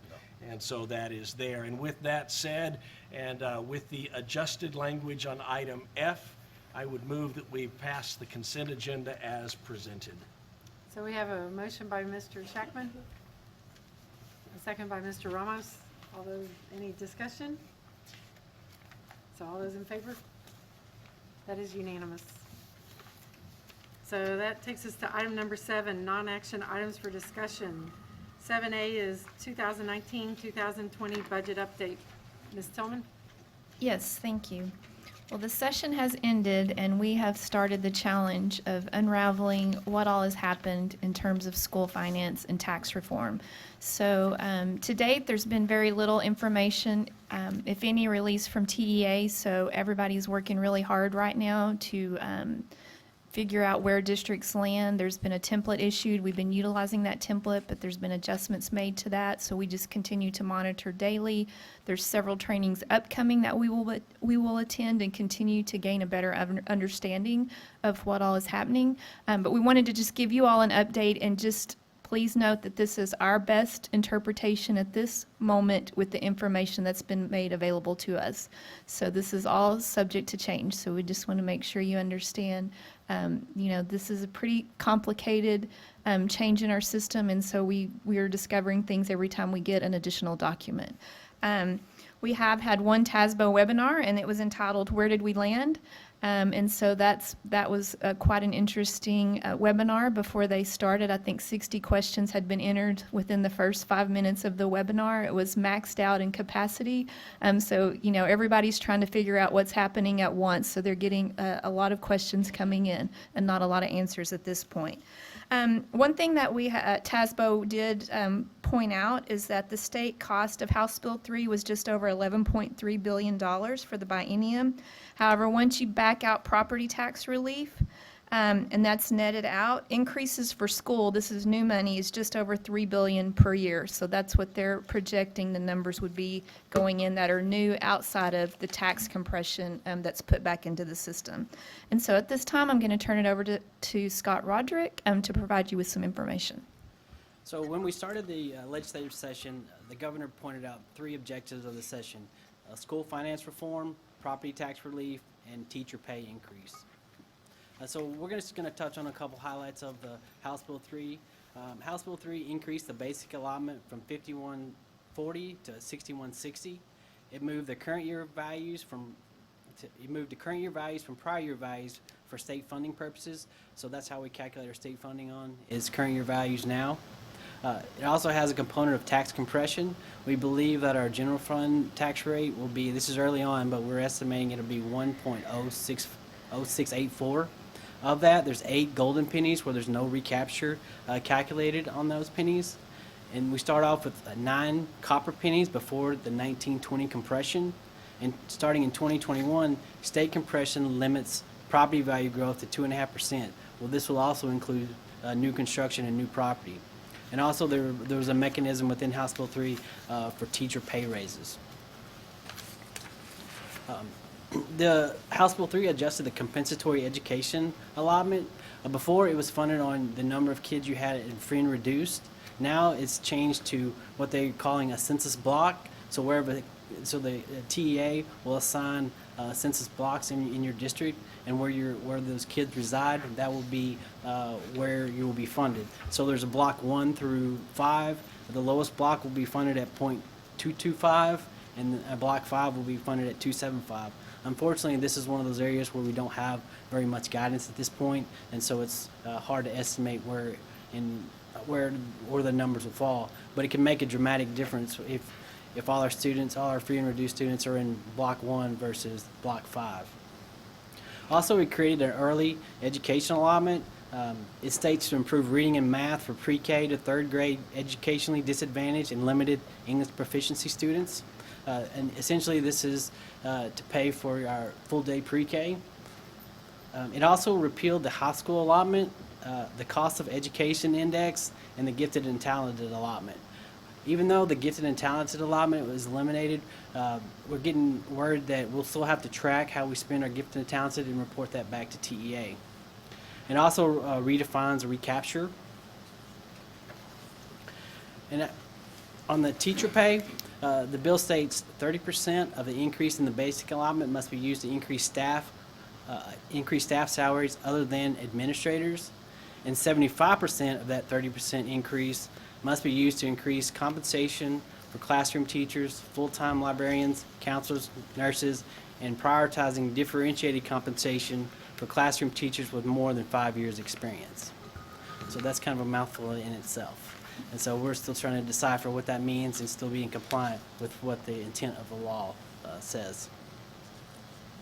And so as we're moving through 1920 and some of our assumptions that we're taking, we know that there are multiple charter schools that are opening up. And so right now in our early projections, we're anticipating an ADA reduction. We just don't know how much that is, and we're still finalizing those numbers. The numbers that we're getting from our appraisal districts, early estimates say that property value growth will be about 9.6%. And then like I said before, our general fund tax rate we think will be 1.0684.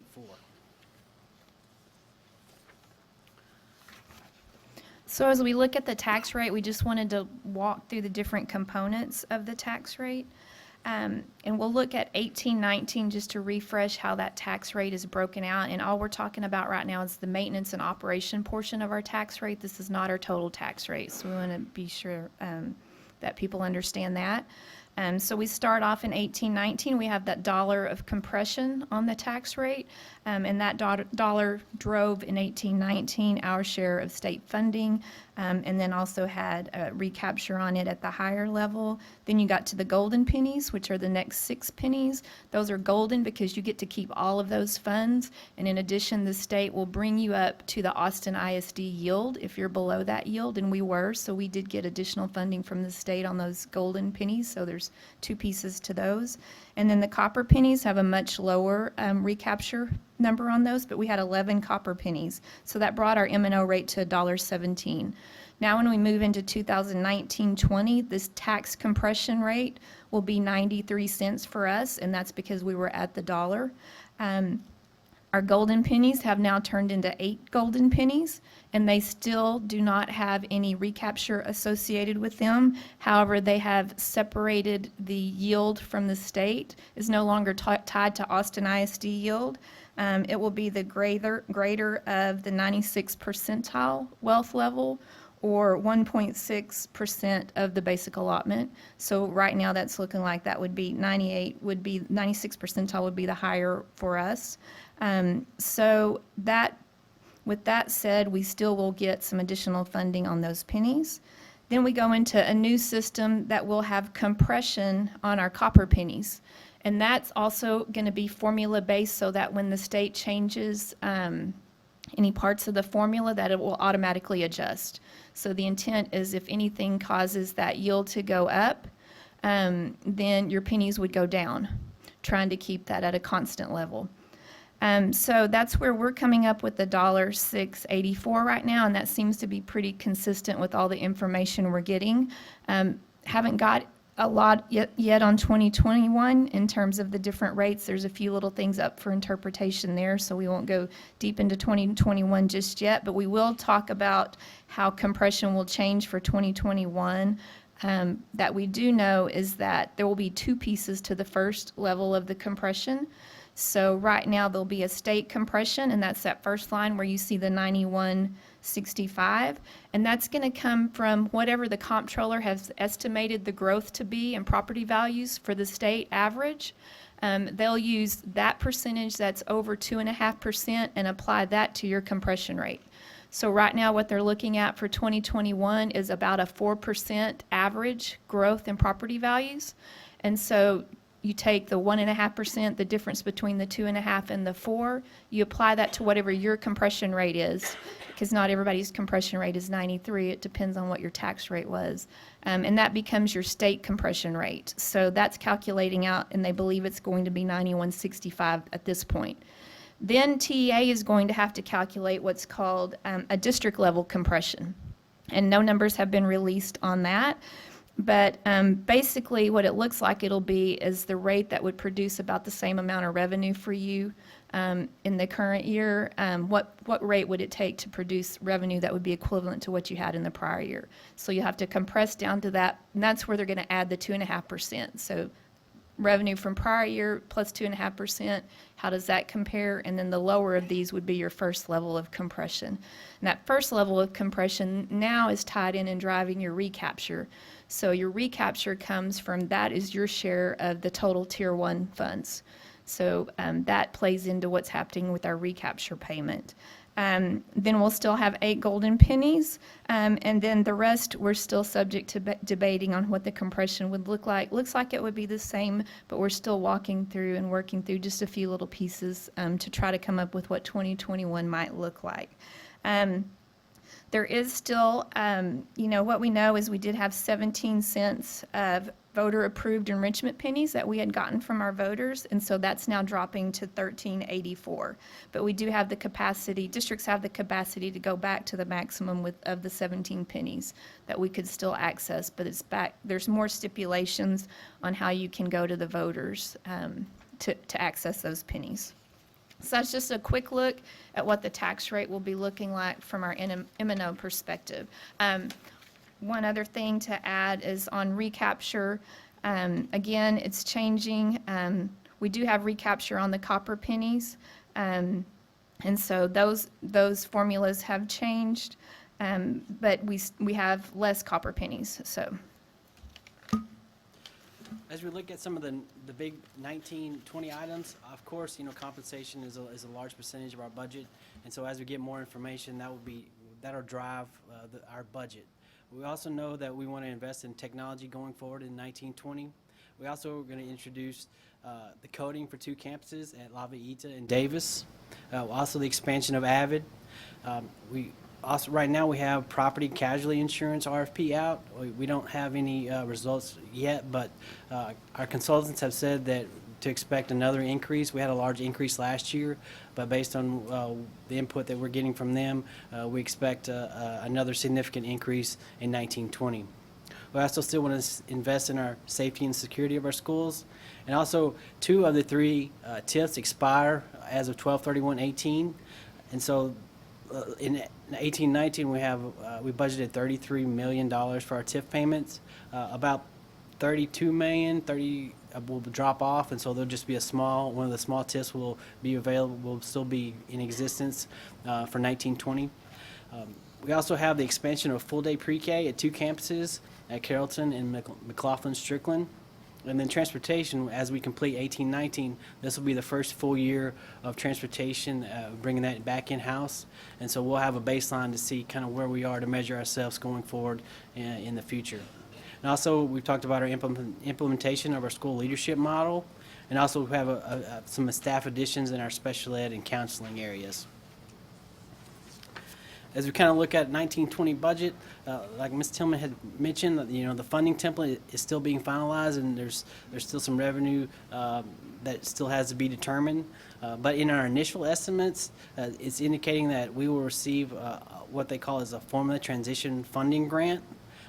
If you don't meet the 103% of prior year's funding, then you get a transition grant. Unfortunately, this is going to phase out over 5 years, and so we can't count on this money for the long term. So we have to take that into account as we're planning out into the future. And as I mentioned, the compensatory education, the census block data, that's still to come, and so but that's a big driver. And then there's other allotment adjustments that haven't been finalized, such as the teacher incentive allotment, mentoring program allotment, college preparatory assessment reimbursement, and college examination reimbursement. Those could also help produce additional revenue. And we're also seeking guidance from from TEA on the teacher pay. Like I said, it's a large percentage of the budget, and there's some stipulations within the bill that we want to make sure that we're in compliance with the law. As we talk about budget implications, the increased funding, it's nice, but it's tied to spending requirements in programs such as the compensatory education and bilingual. You have to spend 55% of those allotments in those areas, and those are supplemental areas. So you can't just pay teacher salaries, and so you have to spend it on supplemental items, and so that makes it kind of difficult to do that. And then we also statutory minimum impact. TA hasn't released the new minimum salary schedules yet, and that impacts our statutory minimum. We previously talked about the cost of education index that was repealed. Previously, that impacted how statutory minimum was calculated, and so until we have further guidance, it's hard to estimate how much that will impact the budget. And we talked about the expiration of their TIFs, the formula transition grant that we've phased out over the next few years, and then future tax compression. And based on our 2021 initial runs, it's indicating that funding will likely be less than 1920 funding, absent enrollment growth or increases in student teacher allotments and reimbursements.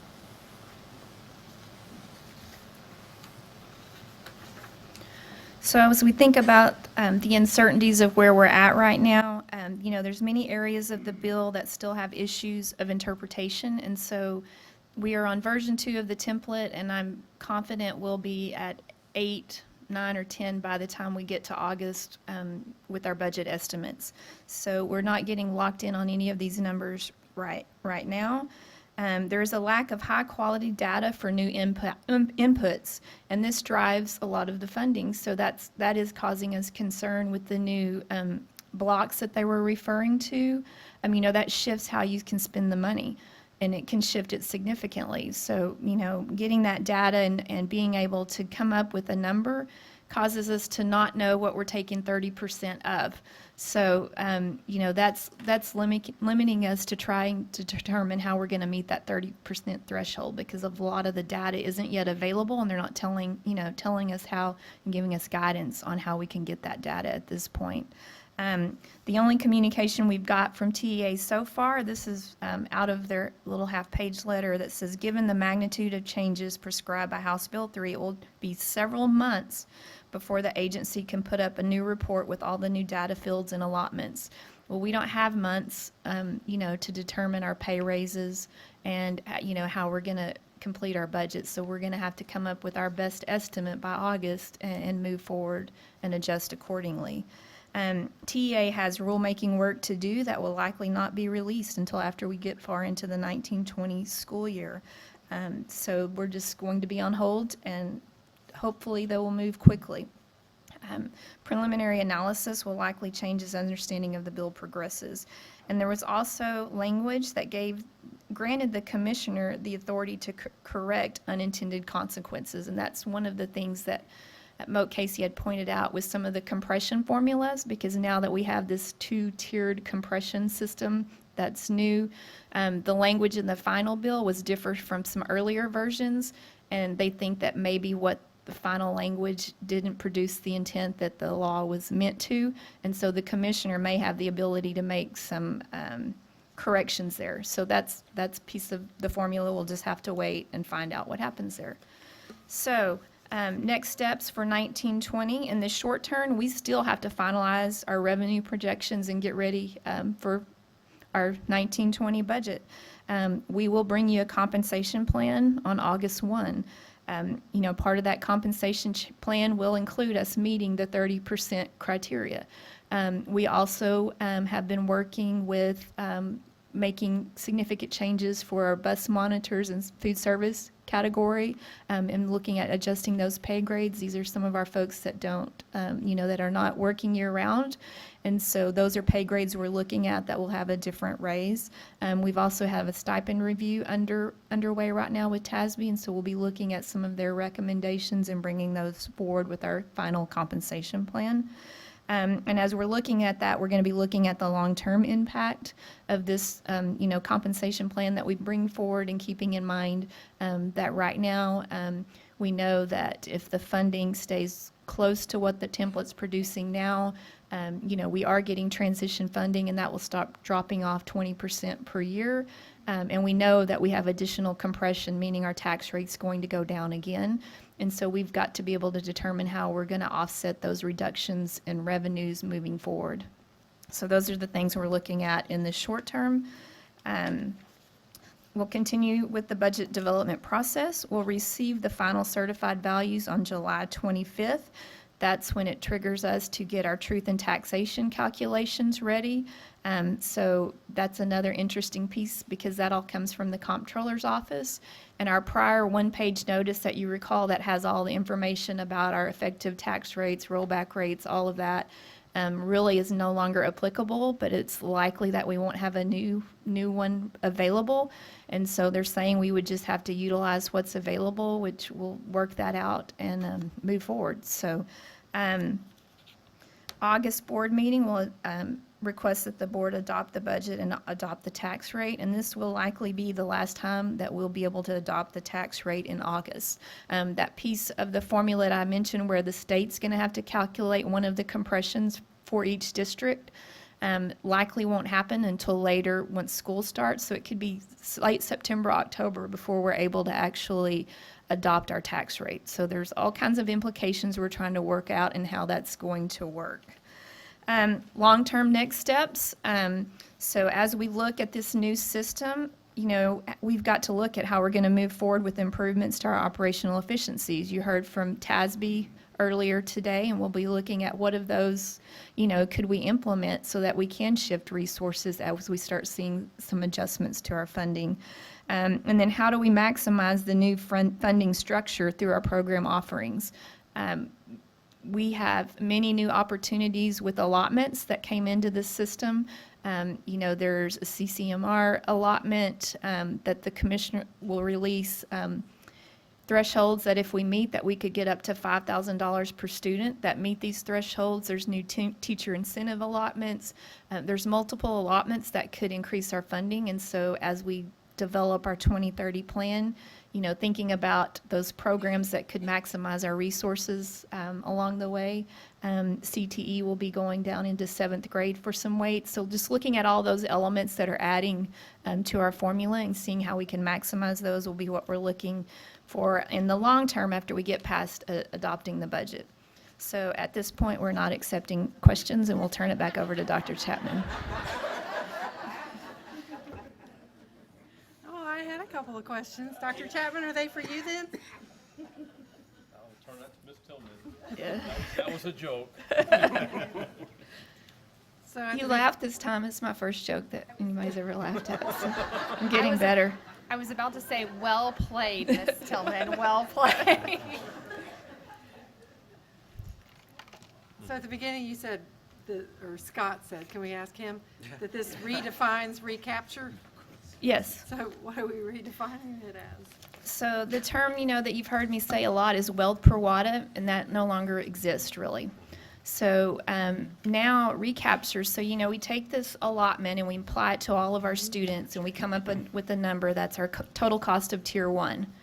So when you get that number, then the district shares in that number based on your tax collections. So then they look at the compressed tax rate for us, which is the 93 cents, and they say, okay, how much revenue does 93 cents generate? So however much that exceeds the total cost, which came from the students you're serving, deriving from that 6160 basic allotment, whatever that total amount was. If your tax revenue exceeds that amount, then the state says we're going to take back the amount that you exceed that. So that's how the first level of recapture will be calculated. And then you go into your copper pennies and look to see where you're at compared to the yield there. And that's the second piece of recapture, where in the past it was more based on your wealth per your weighted average daily attendance. So it's a new piece of the system. Did that answer your You question? explained it very well, and it's just still strange. Ms. Valenzuela? So now that we're redefining some of the formulas based on census blocks instead of free and reduced lunch, how do we get updates on that? Because we don't take the census very often. That's one of the great questions, yes. And then address is working, and yes, we've already started trying to work through what happens. Right. So that's one of the big challenges, is how is this actually going to work? So following up with on the the gaps. census block, my question on census block is, who wanted this? I mean, was it something education advocates wanted, or was it something that the great group that convened a year ago for a year? It solves one problem and causes another. The problem that solves is you don't get everybody that needs to sign up for free and reduced lunch signing up. 'Cause So they don't you sign up. you capture those communities, but we only do the census every 10 years. There's certain updates, but if we're just using the census, it's not going to keep up. This is terrible. And you'll still get the minimum weight. It won't be that we will lose the funding, you just won't get the heavier weights. The things that are going to define which block you go in are going to come from the commissioner. So that's one of the things we're not going to get probably, that's going to be well into the year.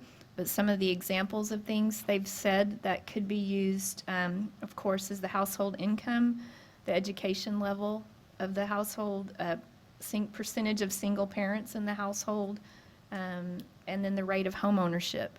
So those are just some examples of some things that they threw out that could drive which block you put the numbers in. So, and it may not be any of those, we don't know, but their assumptions are that those are going to be some of the criteria that could drive it into different categories. So.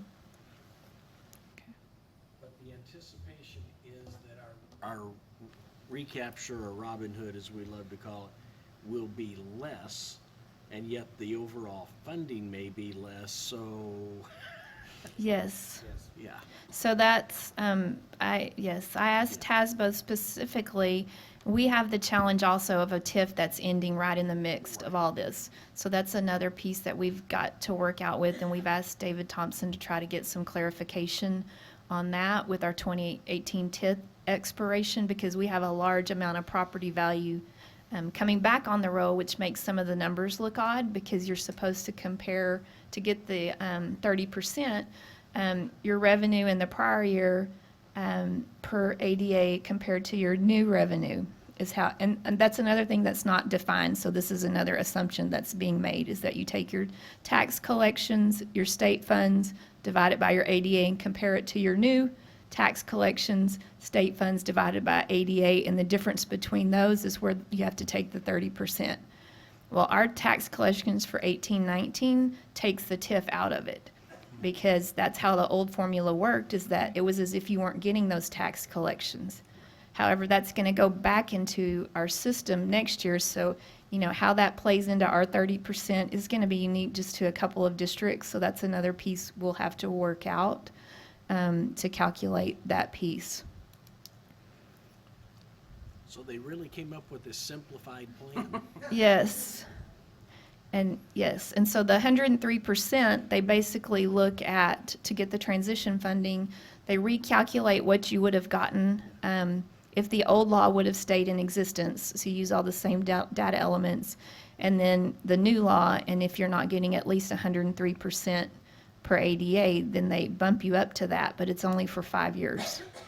And so the challenge with that is all of the allotments we were talking about lead to additional spending requirements. So.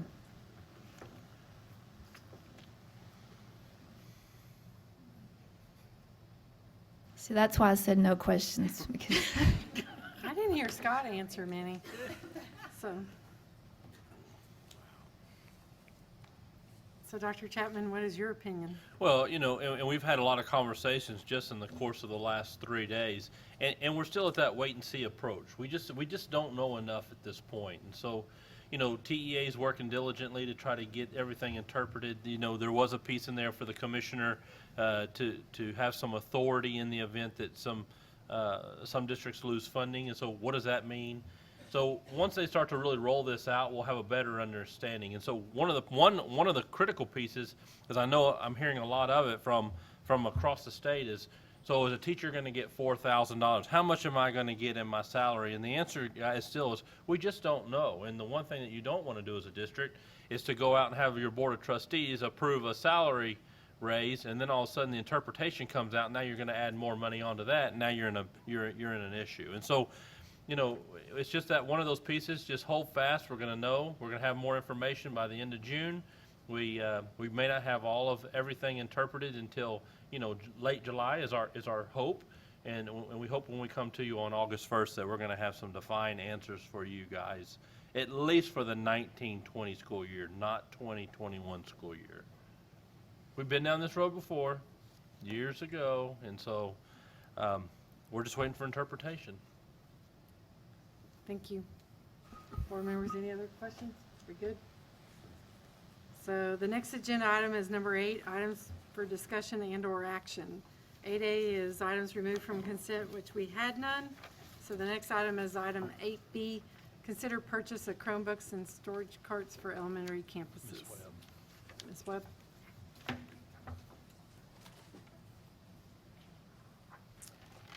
In 2016, we brought to the board Phase 1 of the one-to-one implementation of mobile devices for our CFB students. Tonight, we bring before you the final phase that will make our district one-to-one. Every student in grade 2 through 12 will be issued a Chromebook at the beginning of the school year. And that's an exciting adventure for us. It's been a long journey, and we're so thankful for the board's support and generosity in providing the funding. But a couple of things we want you to know. Our students start out using mobile devices, and they're consumers. What we want them to be is creators. And by giving each child their own individual device, we can see that happening. As we've gone into classrooms this last year where students have had devices in the rooms, Dr. Chapman and I both can tell you that we sat in a kindergarten class and we watched kids sharing with each other. They would say, "Look what I did." And they go, "Well, how did you do that?" So they're collaborating and talking about what's going on. And that's going to benefit them in the future. And so that's what we're looking for. And at our last work study, I gave you all some challenges of these are some technologies, do they exist or not? And they all existed, but we didn't realize that. So we have to prepare our kids for things that we don't realize are already existing to make them marketable when they leave our schools. So may I hear a motion? Oh, wow. She's bold. She's already resigned. Sorry, Madam President, I think that's your role. I actually think we'll just hang out here for a while. Y'all just want to chill.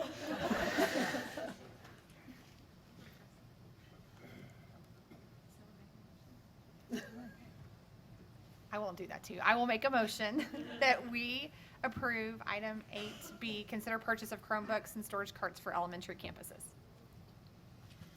We have a motion by Ms. Derrick. We have a second by Ms. Valenzuela. Is there any discussion, questions to stump the presenter, Mr. Ramos? Ms. Webb, while I truly believe in this, I am going to abstain from voting on this call. Understand. Ms. Hrbacek? Oh, Mr. Scheckman?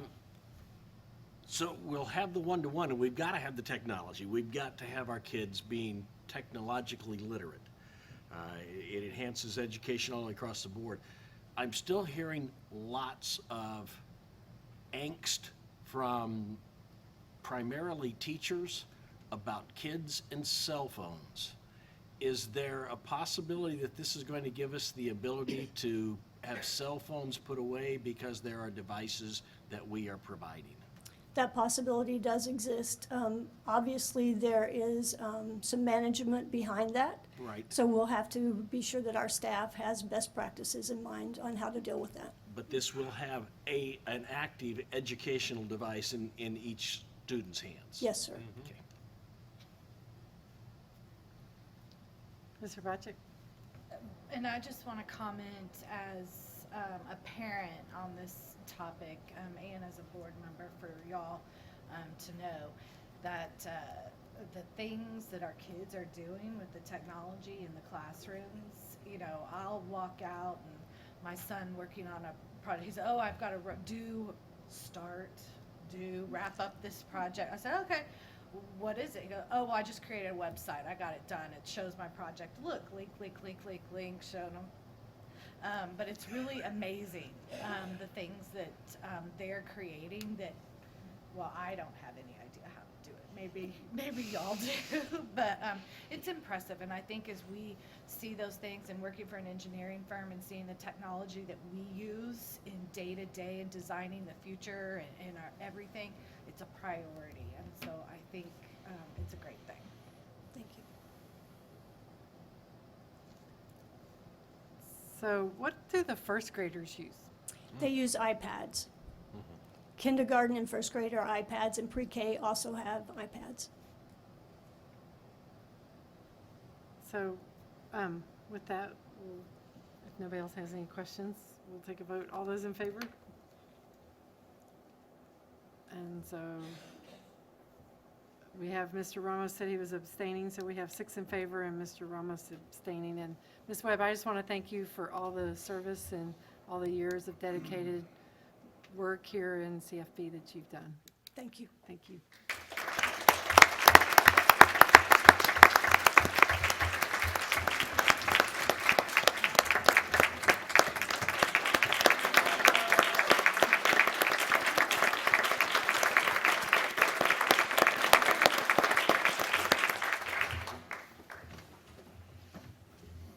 If you wanted to use the mic to say anything, you'd be welcome to, but you are entitled to have sense of humor. Tanya used hers tonight, so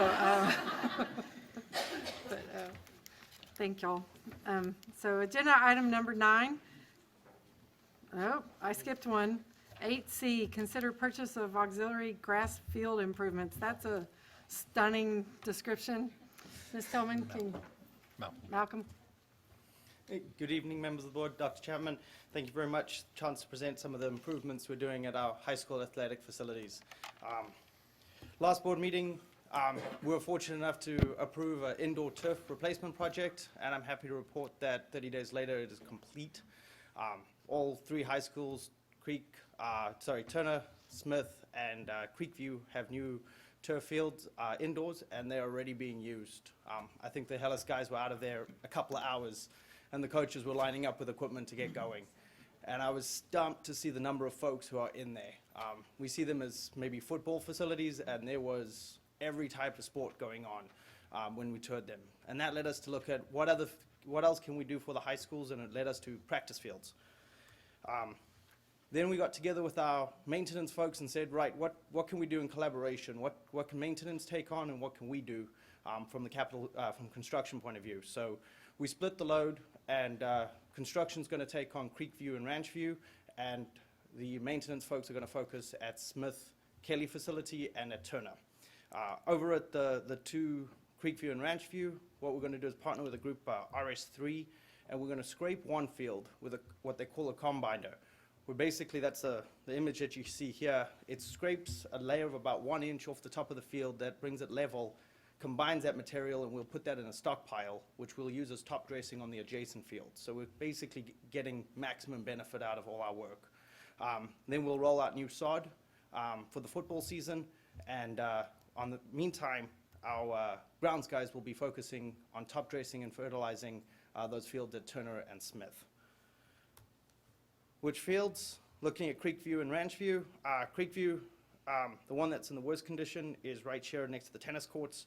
It's pretty uneven. It's got some low spots and some ridges and things like that the coaches are telling us about. So that's the one that we're going to scrape, put new sod down. We'll then take that top dressing and we'll spread it around the second field. and then stockpile for our maintenance folks to use as needed, because all that stuff has got all the fertilizer and seed that we've been adding to the fields as time goes by. Ranch View, it's a little bit more spread open in the fact that this field 1 will be our main practice area. That's the one that'll get the new sod, and fields 2A and 2B will get the top dressing. That's the thing. Newman Smith, like we said, we're going to be doing it over at the Kelly facility, which is across from Polk. The soccer field practice facility here, guys are going to top dress it. So rather than having the maintenance guys spread over 4 facilities, they'll be able to focus here at the 2 facilities. And they've done a pretty good job. If you go over to Turner, there's that additional soccer field that's next to the church, across from the baseball facility. They've been focusing on that one. They brought it up really nicely. So they're going to use that same method to bring these other 2 fields up to compliance.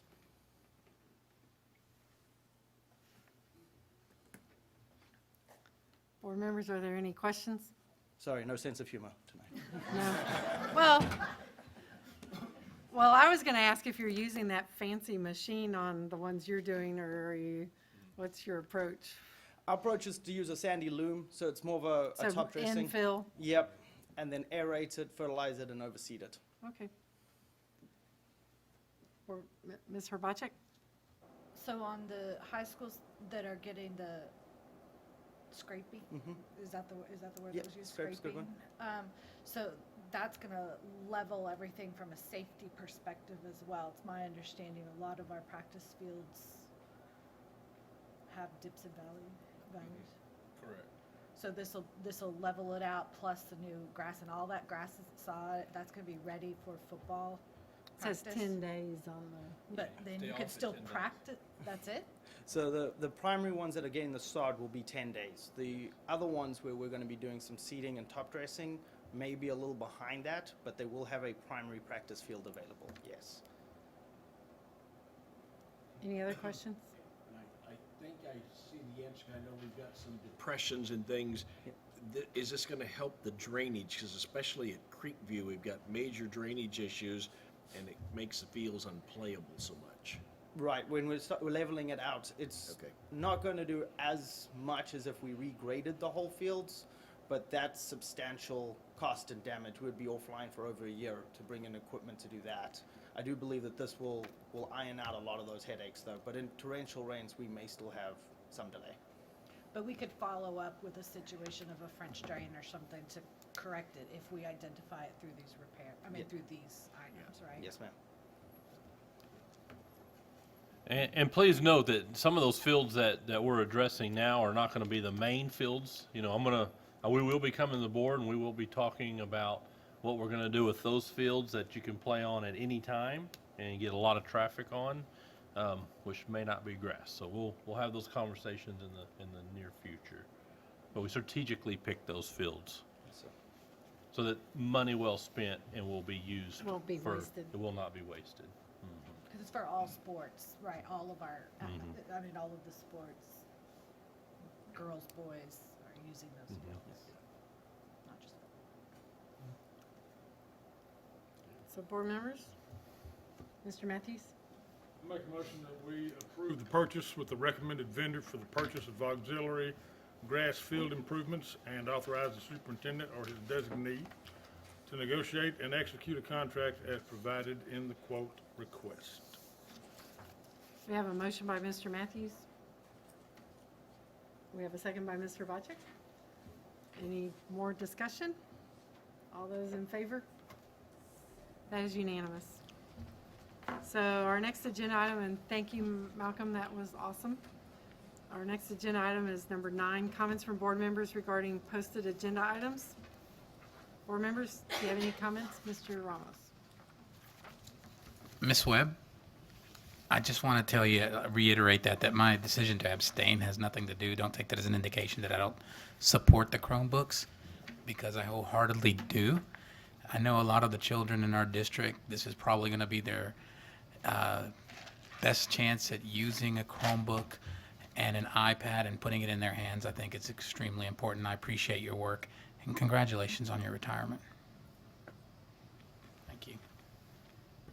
I was just going to comment on how much I enjoyed the State of the District address yesterday morning. and how appreciative I was of the staff that chose to attend, the community volunteers that chose to attend, and the board members that all decided to attend. It was great, and we really appreciated seeing more of where we are and where we're headed. So, thank y'all. And I second that emotion. That was great yesterday. Greatness. Anything else? So, ladies and gentlemen, we've reached the end of our agenda, and we are adjourned at 8:33 p.m.